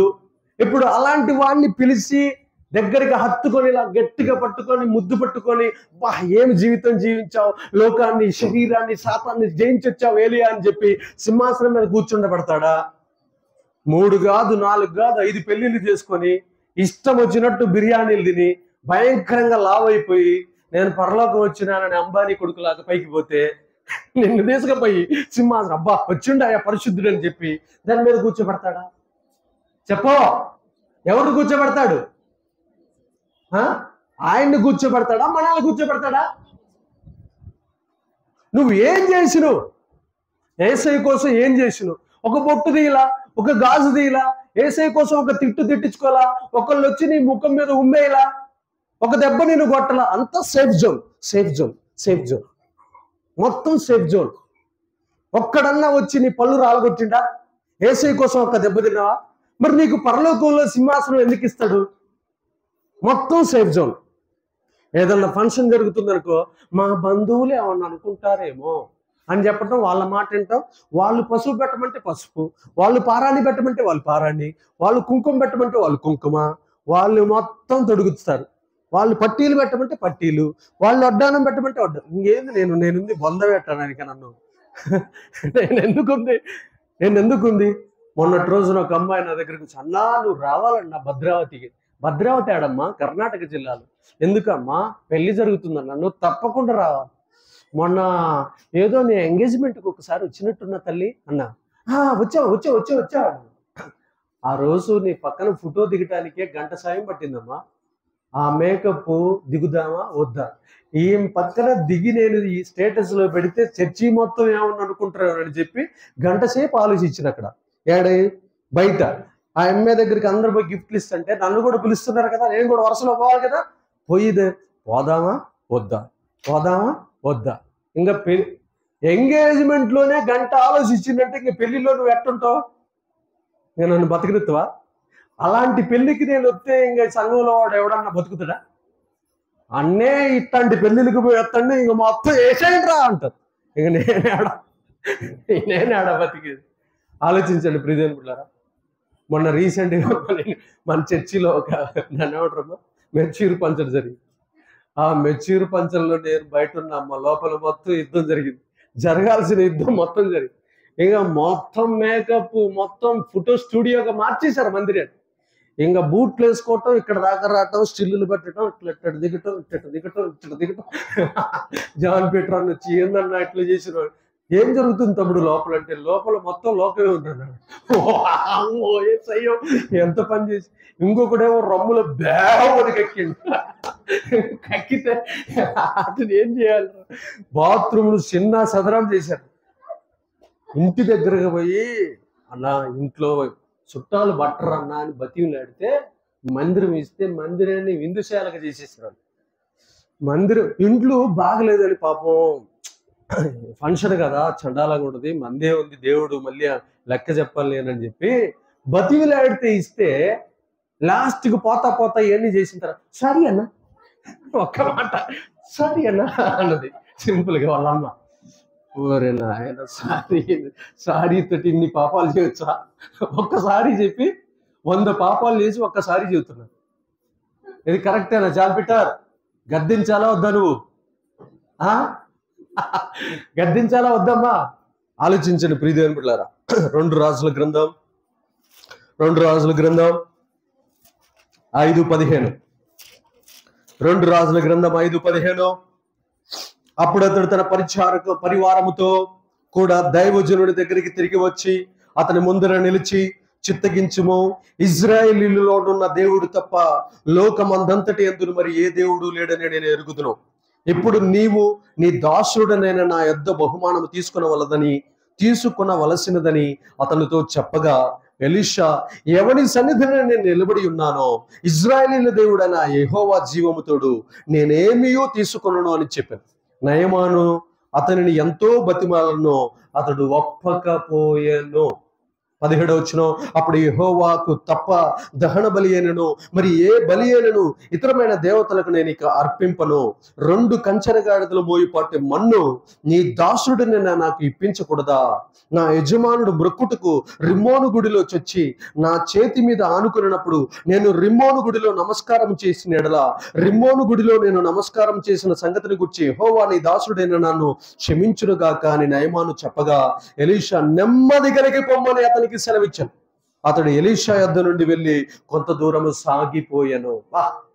నెమ్మది కలిగిన వాడు వెళ్ళి. చూడండి ప్రియదేవుని బిడ్డలారా, యేసేని యెహోవా దేవుని నమ్ముకున్నాడు. ఎవరో? సిరియా దేశస్థుడైన నయమాన్. భయంకరమైన కుష్ఠరోగంతో వచ్చాడు ఎలీషా దగ్గరికి. యోర్దాను నదిలో 7 సార్లు మునిగిపో, నీకున్న పట్టినటువంటి ఆ యొక్క భయంకరమైనటువంటి వ్యాధి వదిలిపెట్టిపోతాదని చెబుతాడు. యోర్దాను నదిలోకి వెళ్ళిపోయి 7 సార్లు మునిగి తిరిగి లేచిన తర్వాత పసిపిల్లగాడు బాలుడి వలె దేహం వచ్చేస్తుంది నయమానుకు. నయమాను తిరిగి వచ్చామంటున్నాడు, నా దగ్గర బహుమానాలు ఉన్నాయి, నా ఏలినవాడా చిత్తగించుము, నా ఏలినవాడా చిత్తగించుము, నా దగ్గర వెండి ఉంది, బంగారం ఉంది, వస్త్రాలు ఉన్నాయి, తీసుకో అని బతిమలాడు. ఎంతసేపు బతిమలాడినా, ఎన్నిసార్లు బతిమలాడినా, యెహోవా ఎవరి సన్నిధినైతే నేను నిలబడి ఉన్నానో ఆ యెహోవా జీవముతోడు నేనేమియో తీసుకున్నాను. కొంచెం చెప్పండి గట్టిగా, నేనేమియో తీసుకున్నాను. ఎక్కడి నుంచి వచ్చాడు? సిరియా దేశం. సిరియా దేశంలో నుండి వచ్చిన శాపగ్రస్తమైన ఆస్తిని నేను ముట్టను. అసలు నేను బహుమానం తీసుకోను, నాకు అవసరం లేదు. ఎప్పుడైతే బహుమానము తీసుకోను అన్నాడో వెంటనే నయమానులో నుంచి ఒకటి వచ్చింది. ఏందో తెలుసా? నేను బతికుండగా రిమ్మోను గుడి దగ్గరికి వెళ్ళను, రిమ్మోను దేవతకి నమస్కరించను, రిమ్మోను దేవతకి మొక్కును. దేవునికి మహిమ ఘనత ప్రభావం లేదు. అసలు రిమ్మోను గుడిని సిరియా దేశంలో లేకుండా తుడిచివేస్తానని చెప్పేశాడు. అప్పుడేమంటున్నాడు తెలుసా? నెమ్మది కలిగిన వాడి వెళ్ళు, దేవుడు నీకు తోడయుండును గాక. నెమ్మది కలిగిన వాడిగా వెళ్ళు, హ్యాపీగా వెళ్ళిపో, ప్రశాంతంగా వెళ్ళి. అయ్యా మరి నేను వెళ్ళేటప్పుడు ఒక 2 సంచులు 2 గాడిదలు మోసే మట్టి తీసుకుపోతా, మట్టి అంటే తీసుకుపో, కానీ నేను మాత్రం ఏమి నీ కాడ తీసుకుపో. ఇలాంటి ఈ వచనాన్ని చూపించి ఒక దైవజనుడు ఒక ప్రాంతంలో అనంతపురం జిల్లాలో మట్టిని పంపిస్తున్నాడు విశ్వాసులకి. మట్టిని తీసుకుపోకూడదమ్మా, మీకు దండం పెడతా. అర్థమవుతుందా? మట్టి తింటే పిల్లలు పుడతారని. మొన్న రీసెంట్గా షడ్రకు నేను ఒక ఇంటికి పోయాను. ఆ ఇంట్లో ఒక అమ్మాయికి పిల్లలు లేరంట. మన చర్చి అమ్మాయి తీసుకుపోయింది. పిల్లలు లేకపోతే ప్రార్థన చేసిన, దేవా పాపకి ఆ బిడ్డలు దయచి ప్రభా, వారి మీద ఉన్న శాపాన్ని తొలగించే. కళ్ళు తెరిచేలకల్లా కాయ నా ముందుంది. ఇదేందమ్మా కాయ తెచ్చినావు అంటే, ఈ కాయ ఆమె ఒళ్ళు వేయి అంటుంది. అమ్మా ఇవన్నీ అన్నించి వచ్చింది, నాకు తెలియదు. ఈ కాయ తీసుకుంటే ఎక్కడ పెట్టాలంట? ఆ అమ్మాయి ఒళ్ళో వేస్తేనట టక్కున సంతానం అందుద్దంట. అమ్మ అది బైబిల్లో ఉందా? లాస్ట్కి నన్ను కూడా మాయలోడు చేసేటట్టు అంటారు. అమ్మ ఇది లేదంటే కిలకిల నవ్వుతారు. ఆ నవ్వుకి నేను పడిపోవాలి. అమ్మ కిల అన్న అవన్నీ పడించుకో, ఇచ్చే అన్నాడు. నీ సిగ్గు తగలయ్యా. లాస్ట్కి నాతో ఇప్పించింది, ఒళ్ళో వేసిన. ఏం చేయాలి? నా దౌర్భాగ్యం. పోయిన తర్వాత ఏం చేస్తావు? వాళ్ళు చెప్పినట్టు మనం వినాలి కదా. మనం చెప్పింది ఎవరు ఎనరు. ఇంకా నయం బీరు సీసా అయిపోయిలా, కళ్ళు సీసా అయిపోయిలా, ధన్యుణ్ణి అనుకోవాలి. ఇక నుంచి అట్లాంటివన్నీ నా చుట్టూ తిరిగే షడ్రకు జాన్ పీటర్ చేసేదారు కాక, ఆ శాపములు వారు మోసేదారు కాక, వాళ్ళకి సంబంధం లేదు. ఇక నుంచి రాజేష్ మోస్తాడు. ఇక నుంచి మొత్తం మనం ఏం చేయకూడదు. చూడండి ప్రియదేవుని బిడ్డలారా, మట్టి తింటాం, మట్టి తింటే పిల్లలు పడతారని, మట్టిని ఇల్లు చట్టుకుంటే మట్టిని ఇంట్లో చల్లుకుంటే దయ్యాలు పోతాయని, ఆ మట్టిని తీసుకుపోయి పొలం పంటలో, మిర్చి పంటలో, వరి పంటలో, శనగ పంటలు వేస్తే పంటలు కింటాలు పండుతాయని బైబుల్లో లేదు. అలా గినక బైబుల్లో ఉంటే నేనే 10 బస్తాలు ఇక్కడ పెట్టేవాళ్ళు. పెట్టవా? అలా లేదు. అలాంటి నేర్పొచ్చా? నేర్పకూడదు. వాడెవడో ఇక్కడ ఎవడో వెస్ట్ గోదావరి జిల్లాలో పాలు నెత్తి మీద పోస్తాడు. వాడి పేరు ఏసన్ అంట. పాలు నెత్తి మీద పోస్తే ఆ పాలు వాడి మీద నుంచి కారి కింద పోతాయి. కింద పోతే ఆ పాలుని ఎత్తుకొని జుర్రుకొని తాగుతా ఉన్నారు జనాలు. ఇంత అక్క అలాంటి పాత్రలు అయితే బాగుంటారక్క. బిజినెస్ చేసేవాళ్ళు నిజాయితీగా, నిష్కలంకంగా, యథార్థంగా సత్యం బోధించేవాడంటే ఒక్కడికి ఇష్టం ఉండదు. మన దౌర్భాగ్యం. ఇక నుంచి నాకు కూడా కొన్ని బిజినెస్ ఐడియాలు ఈ ప్రభువా, బాగా సెటిల్ కావాలి, అట్లాంటివి చేద్దామా? చేయకూడదు. ఎలీషా ఏమన్నాడు? మట్టిని తీసుకెళ్ళదు, నా అభిషేకాన్ని అమ్ముకోను, నా అభిషేకాన్ని భూమి మీద బతికుండగా అమ్మను. గడి చెప్పండి, అభిషేకాన్ని అమ్ముకోకూడదు, వరాలను అమ్ముకోకూడదు. హైదరాబాద్ లో కూడా ఉన్నారు కొంతమంది పాస్టర్లు, వరాలు అమ్ముకుంటారు, ఫోటోలు అమ్ముకుంటారు.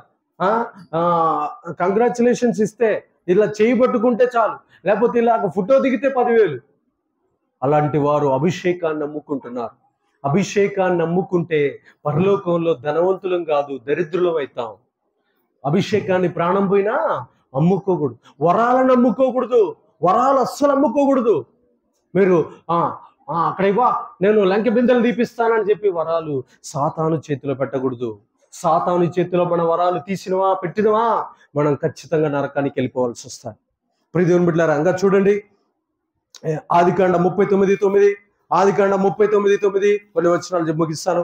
ఆదికాండం 39:9, నీవు అతని భార్యవైనందున నిన్ను తప్ప మరి దేనిని నాకు అప్పగింపక ఉండలేదు.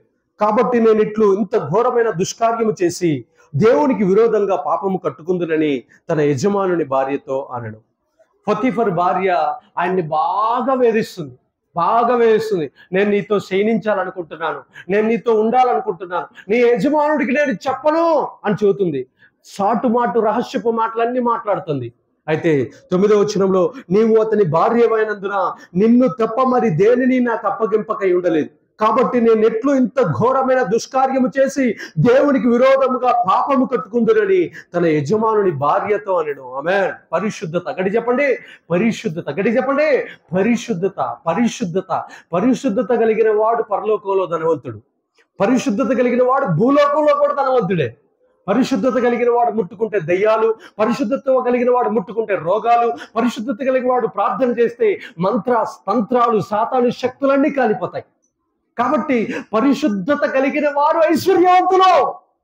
భూలోకంలో ఐశ్వర్యవంతులు కావాలన్నా పరిశుద్ధత కావాలి, పరలోకంలో ఐశ్వర్యవంతులు కావాలన్నా మన కాడేముంటారే పరిశుద్ధత. పరిశుద్ధత పరిశుద్ధత. ప్రభువా నాకు అధికమైన పరిశుద్ధత. గట్టి చెప్పండి, అధికమైన పరిశుద్ధత అండి. నేను కొత్తగా వచ్చినప్పుడు ఉప్పల ప్రాంతానికి వచ్చినప్పుడు ఇట్లా ప్రార్థన చేశాను, ప్రభువా అయ్యా రోగాలు పోవాలి ప్రభా, రోగాలు పోవాలి ప్రభా, రోగాలు పోవాలి ప్రభా, రోగాలు పోవాలి ప్రభా, రోగాలు వ్యాధులు పోవాలి ప్రభా, దయ్యాలు పోవాలి ప్రభా, అయ్యా మంత్రాలు పోవాలి ప్రభా, సంతానం కలగాలి ప్రభా, సమాధానం రావాలి, గృహాలు కట్టబడాలి ప్రభా, మారు మనసు పొందాలయ్యా, అందరు పరలోకానికి చేరుకోవాలి ప్రభా, పరిశుద్ధాత్మను పొందుకోవాలి ప్రభా, దేవా దేవా దేవా దేవా. అట్లా అంటే కొత్తలో నేను సేవ చేసేటప్పుడు ఒక దయ్యం వెళ్ళగొట్టడానికి అరగంట టైం పట్టేది, ఒక మంత్రం తీసేయడానికి అరగంట టైం పట్టేది, ఒక రోగం పోవడానికి 2-3 రోజులు, జ్వరం వస్తే కూడా లేటుగా స్వస్థత కలిగేది. ఇప్పుడు ఆ 10-11 ఏళ్ల నుంచి చేసుకుంటూ వస్తున్నాను కదా ప్రార్థన. ఇప్పుడు ఎట్లా ఉందో తెలుసా? ఇప్పుడు మీకు స్టేటస్ 30 సెకండ్లే కదా ఉండేది.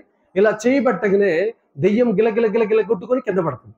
అంటే అప్పుడు అరగంటకి ఇప్పుడు 30 సెకండ్లకి తేడా ఉందా లేదా? అది ఇంకా ఇప్పుడు ఏం చేయాలి? ప్రభువా అయ్యా దయ్యాలు రోగాలు పోవటం కాదు ప్రభా, అయ్యా భయంకరమైన దీర్ఘకాలిక వ్యాధులు నార్మల్ రిపోర్ట్ రావాలి, క్యాన్సర్ గడ్డలు, ఎయిడ్స్, అయ్యా భయంకరమైనటువంటి దుష్ట దురాత్మ చేసినటువంటి ఆ పాపాలు శాపాలు ఏవైతే మీద ఉన్నాయో అవన్నీ తొలగిపోవాలి, చచ్చిపోయిన శవాలను కూడా లేపే శక్తి ప్రభా, పిండంలో చచ్చిపోవటానికి సిద్ధంగా ఉన్న ఆ పిండాలను కూడా బ్రతికించే శక్తి నాకు ఇవ్వు ప్రభువా అని అన్నప్పుడు మరి దేవుడు దాన్ని కూడా యాక్సెప్ట్ చేస్తాడా చేయడా? చేస్తాడు. అంటే వేగవంతమవుతుందా లేదా శక్తి, ప్రార్థన శక్తి? పరిశుద్ధత. ఏం కావాలి నాకు? పరిశుద్ధత నుంచి అధిక పరిశుద్ధత, ప్రార్థనలో నుంచి అధిక ప్రార్థన, మహిమలో నుంచి అధిక మహిమ, కృపలో నుంచి అధికమైన కృప. మొన్న ప్రకాశం జిల్లా పోతే ఒక్క నైట్లోనే 15 దెయ్యాలు. ఒరి నాయన, ఎప్పుడైనా మన చర్చిలో 1-2 దెయ్యాలు ఎలా కొడితేనే ఘనం. ఒక్క నైటు జస్ట్ ప్రేయర్లోనే అన్ని పోయినాయి. దేవునికి మహిమ ఘనత ప్రభావములు కలుగునుగా. ఇక మనం మంద మీద పడబోతున్నాం. ఎట్లా? 3,000 మంది, 2,000 మంది, 1,000 మందిలోకి పోయినప్పుడు ఆ ప్రాంతంలో ఉన్న శక్తులన్నీ కాలిపై కింద పడి కిలకిల ఒక్క రోజులోనే 100 దెయ్యాలు బయటికి పోను గాక. అలాంటి అభిషేకాన్ని దేవుడు మనకి ఇచ్చును గాక. దేవుని బిడ్డలారా, ప్రార్థన. నాకు పరిశుద్ధత కావాలి ఎక్కువ. నాకు యేసేపు లాంటి పరిశుద్ధత కావాలి. యేసయ్య లాంటి ప్రార్థన. రాత్రంతా ప్రార్థన. దీనత్వం. ఏది పెట్టినా తినాలి, ఏది పెట్టినా తింటా. పరిశుద్ధత, ప్రార్థన. దానియేలులాగా వాక్యాన్ని చదవటం, చెప్పిన వాక్యం చెప్పకుండా, చెప్పిన మర్మం చెప్పకుండా, చెప్పిన ప్రత్యక్షత చెప్పకుండా, ఎక్కడో అందరికి చెప్పినవి మళ్ళీ తెచ్చి కొత్తవి చెప్పకుండా పాతవి చెప్పి, నాకు దానియేలు లాంటి ప్రత్యక్షత, ఎహెజ్కేల్ లాంటి ప్రత్యక్షత, దర్శనాల మీద దర్శనాలు, దర్శనాల మీద దర్శనాలు, దర్శనాలు, కొత్త దర్శనాలు, దేశాన్ని గురించిన దర్శనాలు, ప్రపంచాన్ని గురించిన దర్శనాలు, సంఘాన్ని గురించిన దర్శనాలు, కుటుంబాన్ని గురించిన దర్శనాలు. ప్రతి దర్శనం నాకు కావాలి, నాకు చెప్పు. ధనవంతులమైతే దర్శనాలు పోతాయి. ఎట్లా పోగొట్టుకున్నాడు గెహాజీ తన దర్శనాలు బిలాము తనకి దేవుడితో స్వయంగా మాట్లాడేటటువంటి ఆ యొక్క శక్తిని, స్వరం వినపడుతుంది ప్రపంచంలో, ఆయనకు తప్ప ఎవడికి వినపడదు ఆ కాలంలో. అలాంటి శక్తిని జస్ట్ డబ్బు కోసం అమ్ముకున్నాడు బిలాము. దేనికోసం? బహుమానం కోసం. ఏం పోగొట్టుకున్నాడు? దర్శన వరాన్ని పోగొట్టుకున్నాడు. ప్రియ దేవుని బిడ్డలారా, ఇప్పుడు బిలాము భూలోకంలో ధనం కోసం పరలోకంలో ఉన్న ధనాన్ని పోగొట్టుకున్నాడు. చూడండి, అక్కడ గినక చదువుతా ఉంటుంటే ఒక్కొక్కరు, పౌలు గారు ఏమంటాడు తెలుసా? ఫిలిప్పీయులకు రాసిన పత్రిక 3:10, ఫిలిప్పీయులకు రాసిన పత్రిక 3:10 ఒకసారి చూడండి. ఫిలిప్పీయులకు రాసిన పత్రిక 3:10, ఫిలిప్పీయులకు రాసిన పత్రిక 3:10. ఏ విధము చేతనైనను మృతుల్లో నుండి నాకు పునరుత్థానము కలగవలనని ఆయన మరణ విషయంలోనూ సమాన అనుభవం కలవాడనై ఆయనను ఆయన పునరుత్థాన బలమును ఎరుగు నిమిత్తము ఆయన శ్రమలలో పాలివాడగుట ఎట్టితో ఎరుగు నిమిత్తమును సమస్తమును నష్టపరుచుకొని వాటిని పెంటతో సమానంగా ఎంచుకొనుచున్నా. ఆమేన్. చూడండి, పౌలు గారు ఏం చేస్తున్నాడు? ఆయన పొందిన పునరుత్థానం నాకు కావాలి. కాబట్టి ఎన్ని దెబ్బలైనా, ఎన్ని జాగరణలైనా, ఎన్ని ఓడ ప్రమాదాలైనా, ఎంతమంది శత్రువులైనా, స్నేహితులైనా, కపట సహోదరులైనా, ఎవడు నన్ను హాని చేసినా, నేను మాత్రం దేవుడు నాకు ఇచ్చిన దర్శనాన్ని, దేవుడు నాకు ఇచ్చిన బహుమానాన్ని పొందేంత వరకు, నేను చచ్చిపోయేంత వరకు సువార్తలో ముందుకెళ్తాను. కానీ నేను సువార్తను ఆపను. నా శరీరానికి శ్రమలు ఎన్నైనా రాని, నా శరీరాన్ని శ్రమ పెడతాను. కానీ ఆయన పొందిన పునరుత్థానం, చెప్పండి, ఆయన ఎలా అయితే చచ్చిపోయిన తర్వాత తిరిగి లేచాడో అలాగ నేను కూడా చచ్చిపోయిన తర్వాత లేవాలి. అంటే ఆయన శ్రమలలో నేను పాలి భాగస్థుడనై ఉండదునుగాక. ఆయన శ్రమలలో నేను పాలి భాగస్థుడనవుదునుగాక. పౌలు గారు, ఇంకొక ఆయన ఉంటాడు బైబిల్లో, ప్రియ దేవుని బిడ్డలారా, యోబు గారు ఏమంటాడు తెలుసా? నేను సూర్యుడి మహిమకి, చంద్రుడికి మహిమకు నేను నమస్కరించిన వాడిని కాదు. ఒకవేళ వాటి మహిమను చూసి నేను గిరిక నమస్కరించిన నేను దేవుని దృష్టికి వేషధారణకుదును. యోబు గ్రంథం 37 చూడండి. యోబు గ్రంథం 31:27. యోబు గ్రంథం 31:27.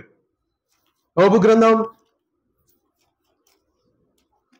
31:27. నా హృదయము రహస్యముగా ప్రేరేపించబడి వారి తట్టు చూసి నా నోరు ముద్దు పెట్టుకున్న ఎడల పరమునున్న దేవుని దృష్టికి నేను వేషధారణగుదును. ప్రియ దేవుని బిడ్డలారా, భూలోకంలో సకల సంపదలు ఉన్నాయి, కానీ వాటిని ఏ రోజు ప్రేమించిన వాడు కాదు. ప్రేమించకుండా ఆకాశంలో ఉన్న మహిమకు, అంటే సూర్యుడి మహిమకు లొంగిపోలా, చంద్రుడి మహిమకు లొంగిపోలా, సృష్టిలో ఉన్న చెట్ల మహిమకు లొంగిపోలా, జీవరాశిలో జంతువులు 4-5 కాళ్ళు ఆవస్తుంది మన ఇంటికాడికి, 5 కాళ్ళు ఆవస్తుంది, దానికి దండం పెట్టమంటారు. నువ్వు ఊరికనే దండం పెడతావు. 5-6 కాళ్ళు, 3 కొమ్ములు, 4 కొమ్ములు ఉన్న మేక మన ఇంటి దగ్గరకు వచ్చినప్పుడు దండం పెట్టచ్చా? పెట్టకూడదు. ఏ మహిమకు నువ్వు లొంగకుండా ఉండదేవగాక. సాతాను భూలోకంలో పెట్టిన ఏ మహిమకు నువ్వు లొంగకుండా ఉండదేవగాక. నువ్వు దేవుని దృష్టికి వేషధారిగా కనపడకుండా ఉండదేవగాక. ప్రకృతికి నువ్వు నమస్కరించకుండా ఉండదేవగాక. అక్కడ అంటున్నాడు, నేను సూర్యుని మహిమకు గాని, చంద్రుడి మహిమకు గాని, రాత్రిపూట అబ్బాబ్బా ఏమున్నాడు చంద్రుడు, అబ్బాబ్బా బైనోక్యులర్ దారా, అరే దాన్ని ఏమంటారమ్మా చూసేదాన్ని, టెలిస్కోప్ తీసుకురారా, దగ్గరగా ఉన్నాడు అంట. దాని మహిమకు అబ్బా ఏముంది అనేటటువంటి వారి కానీ అసలు నేను చేసిన కొన్ని తప్పులన్నీ యోబు గ్రంథంలో ఉన్నాయి. వాటిని చూసి నేను ముద్దు పెట్టుకున్న వాడిని కాదు. నేను అప్పుడు చిన్నప్పుడు ఇంటర్మీడియట్లో కరెంటు రాగానే ముద్దు పెట్టుకునేవాడిని. కరెంటు రాగానే పొద్దున్నే తెల్లారకి లేవని అరచేతుని చూసి ఇట్లా అనుకునేవాడిని. నా దౌర్భాగ్యం, ఇవన్నీ మారిపోయినాయి, అన్ని పోయినాయి. ఆమేన్, స్తోత్రం. ఇంకా మళ్ళీ అన్నం దగ్గర పోని తండ్రి కుమార పరిశుద్ధాత్మ అనేవాళ్ళు. అది తప్పే. అర్థమవుతుందా? మన చర్చిలో కొంతమంది ఉన్నారు, వేలంగిని మాత, మెదకు, సాగర మాత, అవన్నీ కట్టబడిన కట్టడాలు. మారు మనసు లేని గృహాల దగ్గరికి వెళ్ళకూడదు. దేవుడు నిన్ను ఎంజాయ్మెంట్ కోసం కాదు నిన్ను బతికిచ్చింది, వేషధారణ చేయటానికి కాదు. వేలంగని మాత కాడికి, మనుషులు కట్టిన వాటి కాడికి పోయి కొవ్వొత్తులు లిగిటం, దండలు వేసి దండం పెట్టడం, గుణదల మాత కాడికి పోయి కొబ్బరికాయలు కొట్టడానికి ఇవన్నీ బైబిల్లో లేవు. యేసు ప్రభు వారి దగ్గరికి వచ్చా, అయ్యా 33 సంవత్సరాలు కట్టిర్రయ్యా దేవాలయం, ఏం కట్టిండయా హేరోదు అంటే, అవన్నీ ఒక రోజున రాయి వెంబడి రాయి కూలిపోవు దినం రాబోతుంది. కూడా చెప్పండి గట్టిగా, రాయి వెంబడి రాయి కూలిపోబోతున్నది. రాజులు కట్టిని, తరాజులు కట్టిని, భూలోకంలో మనుషులు కట్టిని ఏవి నిలబడవు. మారు మనసుతో కట్టిన దేవాలయాలు మాత్రమే నిలబడతాయి. మారు మనసు లేకుండా నువ్వు పెద్ద పెద్ద పొడుగు సంఘాలు ఏటిని కట్టినా అవన్నీ ఒకరోజు ఉగ్రతా దినమందు కాలిపోతాయి. ఇంకొక ఆయన రాజు కావటానికి జస్ట్ ఒక్క అడుగు దూరంలో ఉన్నాడు. దేవుడు వచ్చాడు, నువ్వు రాజు అవుతావా, ప్రజల కోసం కష్టపడతావా అన్నాడు. వెంటనే మోషే గారు ఏమన్నాడు తెలుసా, నేను ఈ రాజరికం అనుభవించటం కంటే నీ యొక్క పేద ప్రజలైనటువంటి ఆ బీద ప్రజలతో శ్రమ అనుభవించుట నాకెంతో మేలు. హెబ్రీలకు రాసిన పత్రికలో ఆ మాట ఉంటుంది చూడండి ప్రియదేవుని బిడ్డలారా, 11:24 మోషే పెద్దవాడైనప్పుడు విశ్వాసమును బట్టి ఐగుప్తు ధనము కంటే క్రీస్తు విషయమైన నింద గొప్ప భాగ్యమని ఎంచుకొని అల్పకాల పాప భోగములు అనుభవించుట కంటే దేవుని ప్రజలతో శ్రమ అనుభవించుట మేలని యోచించి ఫరో కుమార్తె యొక్క కుమారుడని అనిపించుకున్నట్టుకు ఒప్పుకొనలేదు. ఎలయనగా అతడు ప్రతిఫలముగా కలగబో బహుమానమందు దృష్టి ఉంచెను. అమ్మా, నిన్ను రాజుని నిన్ను రాణిని చేస్తావంటే వదిలేసి వస్తారా ఎవరైనా? నా రాకొచ్చిందన్న ఈ ఉద్యోగం, నేను రానన్నా మందిరానికి అంటావు. కానీ మోషే గారు ఏమన్నాడు తెలుసా, రాత్రికి రాత్రి రాజు అవుతావా, శ్రమ పడతావా అంటే నీ ప్రజల కోసం కష్టాలే అనుభవిస్తాను, నీ కోసం ఎన్ని శ్రమలైనా పడతాను, నువ్వు ఇచ్చే బహుమానమే నాకు కావాలి. కానీ ఈ ఫరో రాజకుమార్తె యొక్క కుమారుడిని అనిపించుకోవటానికి, ఈ యొక్క సింహాసనం మీద కూర్చోవటానికి నేను ఇష్టపడను అని చెప్పి రాజరికానికి రిజైన్ చేసి బయటకు వచ్చాడు. కూడా చెప్పలే గట్టిగా, దేవునికి మహిమ ఘనత ప్రభావం. ఇప్పుడు ఆయనకి ఇస్తాడా పరలోకంలో సింహాసనం? మనకిస్తాడా? ఆయనకిస్తాడా మనకిస్తాడా? ఒక్కరోజు ఉపవాస ప్రార్థనకి, ఒక్కరోజు ఆల్ నైట్ ప్రేయర్కి వస్తున్నా, రాజ్యాన్ని సింహాసనాన్ని వదిలిపెట్టాడు. నువ్వు నీ సుఖాన్ని, ఆడ ఫ్యాన్ లేదు, ఆడ ఏసీ లేదు, ఆడ కూలర్ లేదు, నైట్ ఎదురుగా శ్మశానం వాటికి ఉంది, దెయ్యాలు ఉన్నాయి. దెయ్యాలు ఉంటే దెయ్యాలు ఎలా కొట్టించేవాడు? ఇక్కడే ఉన్నాడుగా, ఉండడా లేడా? దెయ్యాలు రాణిస్తామమ్మా? అక్కడ కూర్చున్న ఆయన తండ్రి కుమార పరిశుద్ధాత్మ దేవుడు నీ దగ్గరికి రాణిస్తాడా? మరి ఇంకేందమ్మా ఎన్ని వంకలు చెబుతున్నారు? ఒక ఆయన రాజ్యానికి రిజైన్ చేస్తుంటే నువ్వు ఇంటిని వదిలిపెట్టి, ఫ్యాన్ వదిలిపెట్టి, దోమలను వదిలిపెట్టి, సుఖాన్ని వదిలిపెట్టి మందిరానికి రాలేకపోతున్నావు. నువ్వు పరలోక ధనవంతుడివా, భూలోక ధనవంతుడివా? భూలోకానికే ధనం. ఇంకొక ఆయన అంటున్నాడు, కాలర్ పట్టుకొని వచ్చారు, రా ఇటు దేవుణ్ణి యేసు ప్రభు వారు ఎవరో గొప్పోడు అంటున్నాయా, దేవుని ధర్మశాస్త్రాన్ని మోషే మనకి ఇచ్చిన ఆజ్ఞలు తప్పని చెబుతున్నాడు అని చెప్పి కాలర్ పట్టుకొని 200 మంది లాక్కొని వస్తున్నారు స్టెఫెన్ గారిని. తీసుకొని వస్తుంటే అక్కడ చూడండి, ఆ ఒక్క మాట చదువుకొని ముగించుకుందాం. అపోస్తుల కార్యములు 6వ అధ్యాయము 9వ వచనం. అపోస్తుల కార్యములు 6వ అధ్యాయం 9. అపోస్తుల కార్యములు 6వ అధ్యాయం. రాళ్ళు తీసుకొని వచ్చి కొట్టి చంపుతారండి ప్రియ దేవుని బిడ్డలారా. అపోస్తుల కార్యములు అప్పుడు లిబెర్తనీయుల అనబడిన సమాజంలోను, కురోనీయుల సమాజంలోను, అలెగ్జాంద్రియుల సమాజంలోను, కిలికియా నుండి, ఆసియా నుండి వచ్చిన వారిలోనూ కొందరు వచ్చి స్టెఫనుతో తర్కించరు గాని మాట్లాడుట యందు అతను అగపరిచిన జ్ఞానమును, అతన్ని ప్రేరేపించిన ఆత్మను వారెదిరింపలేకపోయి, అప్పుడు వారు వీడు మోషే మీదను దేవుడి మీదను దూషణ వాక్యములు పలుకగా మేము వింటిమని చెప్పుటకు మనుషులను కుదుర్చుకొని ప్రజలను, పెద్దలను, శాస్త్రులను రేపి అతని మీదకి వచ్చే అతన్ని పట్టుకొని మహాసభ ఎద్దుకు తీసుకొని పోయి అబద్ధ సాక్షులను నిలువబెట్టిరి. వారు ఈ మనుషుడు ఎవడును ఈ పరిశుద్ధ స్థలమునకును ధర్మశాస్త్రమునికి విరోధంగా మాట్లాడుచున్నాడు. ఈ నజరేయుడైన యేసు ఈ చోటును పాడు చేసి మోషే మనకిచ్చిన ఆచారములను మార్చునని వీడు చెప్పగా మేము ఇంటిమని. సభలో కూర్చున్న వారందరూ అతని వైపు తేరి చూడగా అతని ముఖము దేవదూత ముఖము లే వారికి కనబడెను. మొత్తం ఈడ్చుకొని వచ్చారు. బ్రదర్ ఒక ఛాన్స్ ఇస్తారు, లాస్ట్కి ఏం చెబుతామో చెప్పుకోరా అంటాడు. లాస్ట్ జడ్జిమెంట్ చంపేటప్పుడు లాస్ట్ కోరిక ఏమైనా ఉందంటే అపోస్తుల కార్యములు 7వ అధ్యాయం మొత్తం చెబుతుంది బ్రదర్. ఎక్కడి నుంచి? ఆదాము కానించి స్టార్ట్ చేస్తాడమ్మా. ఆదాము కానించి నజరేయుడైన యేసు కాడికి తీసుకొని వస్తాడు. 56, 60 వచనాలు ఉంటాయి. 7వ అధ్యాయంలో లాస్ట్కి చూడండి. 7వ అధ్యాయం చివరిలో ఆయన ఎట్లా చంపేస్తారు. 60వ వచనం, అతడు మోకాళ్ళ నుండి ప్రభువా వారి మీద ఈ పాపం మోపకమని. 59, ప్రభువును గూర్చి మొర్రపెడుచు యేసు ప్రభువా నా ఆత్మను చేర్చుకునమని స్టెఫను పలుకుచుండగా వారు అతన్ని రాళ్లతో కొట్టిరి. అతడు మోకాళ్ళ నుండి ప్రభువా వారి మీద ఈ పాపము మోపకమని గొప్ప శబ్దంతో పలికెను. ఈ మాట పలికి నిద్రించెను. సౌలు అతని చావునకు సమ్మతించెను. వాహ్, ఏం చెప్పాడు అండి? ఏం చెప్పాడమ్మా? యేసుని నమ్ముకోండయ్యా, విగ్రహారాధన చేయకండయ్యా, ఆచారాలు సాంప్రదాయాలు వదిలిపెట్టండి అయ్యా, దశంభాగాలు వదిలిపెట్టండి అయ్యా, దేవుడి దగ్గరకు వచ్చినాక స్వస్థతలు, అద్భుతాలు, ఆశ్చర్యకార్యాలు దాని గురించి ప్రకటించండి అయ్యా, పరిశుద్ధాత్మను పొందుకోండి అయ్యా అని చెప్పాడు. అది తప్పైంది. రాళ్ళు తీసుకుని కొట్టి చంపారు. ఏం చెప్పారమ్మా? మాకు నువ్వు చెప్పేంత తోడివే అని చెప్పి రాళ్ళు తీసుకుని కొట్టి చంపేశారు. ఇప్పుడు స్టెఫను భూలోకంలో ధనవంతుడా, పరలోకంలో ధనవంతుడా? పరలోకంలో ధనవంతుడు. ఎప్పుడైనా రాయి దెబ్బ కానీ, ఎప్పుడైనా చెంప దెబ్బ కానీ, ఎప్పుడైనా మాట దెబ్బ కానీ తిన్నావా? విన్నావమ్మా? ఏ రోజైనా యేసు ప్రభు వారి కోసం ఏదైనా చేసావా? పక్కింటోళ్ళకి పోతే 4 సార్లు చెప్తే డోర్ వేసి, నాకు డోర్ వేసారు బ్రదర్ అని చెబుతున్నా, కానీ డోర్కే నువ్వు బాధపడుతున్నా. అట్టనుకుంటే నా ముఖం మీద ఎన్ని డోర్లు వేసారో మీకు తెలుసమ్మా మీకు? రే బయటికి పోరా, రే బయటికి బా, వెళ్ళిపో, అసలు లోపలికి రానిచ్చిన ఎవర్రా అన్నాడు. మొన్న రీసెంట్గా మా ఫ్రెండ్కి రూమ్ కావాలంటే పోయినా, మేము క్రిస్టియన్స్కి రూమ్ ఇయ్యం బ్రదర్, వెళ్ళిపోండి, అసలు మీరు ఇంట్లోకి ఎందుకు వచ్చారండి? అమ్మగారు, ఆ అమ్మగారికి రేపొద్దునే పరలోకంలో కనపడుతుంది యేసు నామములో. అమ్మగారు ఎక్కడ ఉండదో నేను ఎక్కడ ఉన్నో కనపడును కాక. బ్రదర్ ఆ రోజు మీరు మా ఇంటికి వచ్చారు, గుర్తు పెట్టుకున్నావు, కరెక్ట్, ఆ వ్యక్తి నేనే. నా కులాన్ని బయటికి తీసావు, నా దగ్గర ఉన్న దైవాన్ని నువ్వు బయటికి తీయాల. అర్థమవుతుందా? ప్రియ దేవుని సంగమా, గుర్తుపెట్టుకో. నిన్ను బాగా పొడిచి నీ కులం గురించి చెబుతూ తొక్కు పెడుతున్నాడా? తొక్కించుకో. ఖచ్చితంగా నువ్వు పరలోకంలో కోటీశ్వరాలుగా మార్చబడదావు కాక. ఎంత అణిచివేస్తే అంత గొప్ప బహుమానం ప్రభు దగ్గర పొందుకునేదో కాక.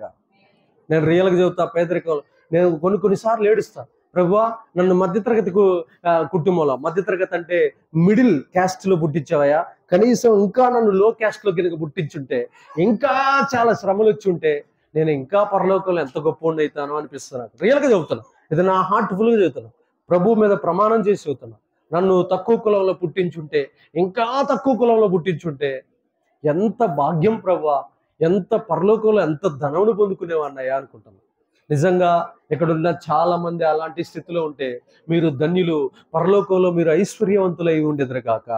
ఖచ్చితంగా ఇక్కడ ఉన్నటువంటి ఈ దేశంలో అనుభవిస్తున్నటువంటి ఏదైతే కుల పౌరుషత్వాన్ని అనుభవిస్తున్నారో వాళ్ళందరికంటే వారి నెత్తులన్నిటిపైన మీ కాలు ఉండును గాక, మీ కాలు వారి నెత్తుల మీద ఉండును గాక. దేవుడు అలాగ మనల్ని దీవించి అభిషేకించి పరలోక ధనవంతులుగా తీర్చిదిద్ది స్థిరపరచును గాక. ఆమేన్. ప్రార్థన చేసుకుందాం. అందరు తలలు వంచండి. ప్రభు సన్నిధికి వచ్చాను, ప్రభు సన్నిధిలో మొరపెట్టు. ప్రభువా చూడండి, ప్రభు సన్నిధిలో మొరపెట్టు. నీ జీవితంలో ఒక్కసారి ప్రభు సన్నిధిలో మొరపెట్టు, దేవుని సన్నిధిలో మొరపెట్టు. దేవుడి దగ్గర ప్రభువా మొరపెట్టు. పరిశుద్ధతే ఐశ్వర్యమని, నీతే ఐశ్వర్యమని, విశ్వాసమే ఐశ్వర్యమని, దీనత్వమే ఐశ్వర్యమని, నీతి నీతి నీతి నీతి నీతి భక్తి భక్తి భక్తి అభిషేకమే ఐశ్వర్యం అని ఈరోజు నేను తెలుసుకున్నానయ్యా. అభిషేకమే ఐశ్వర్యం, సత్యం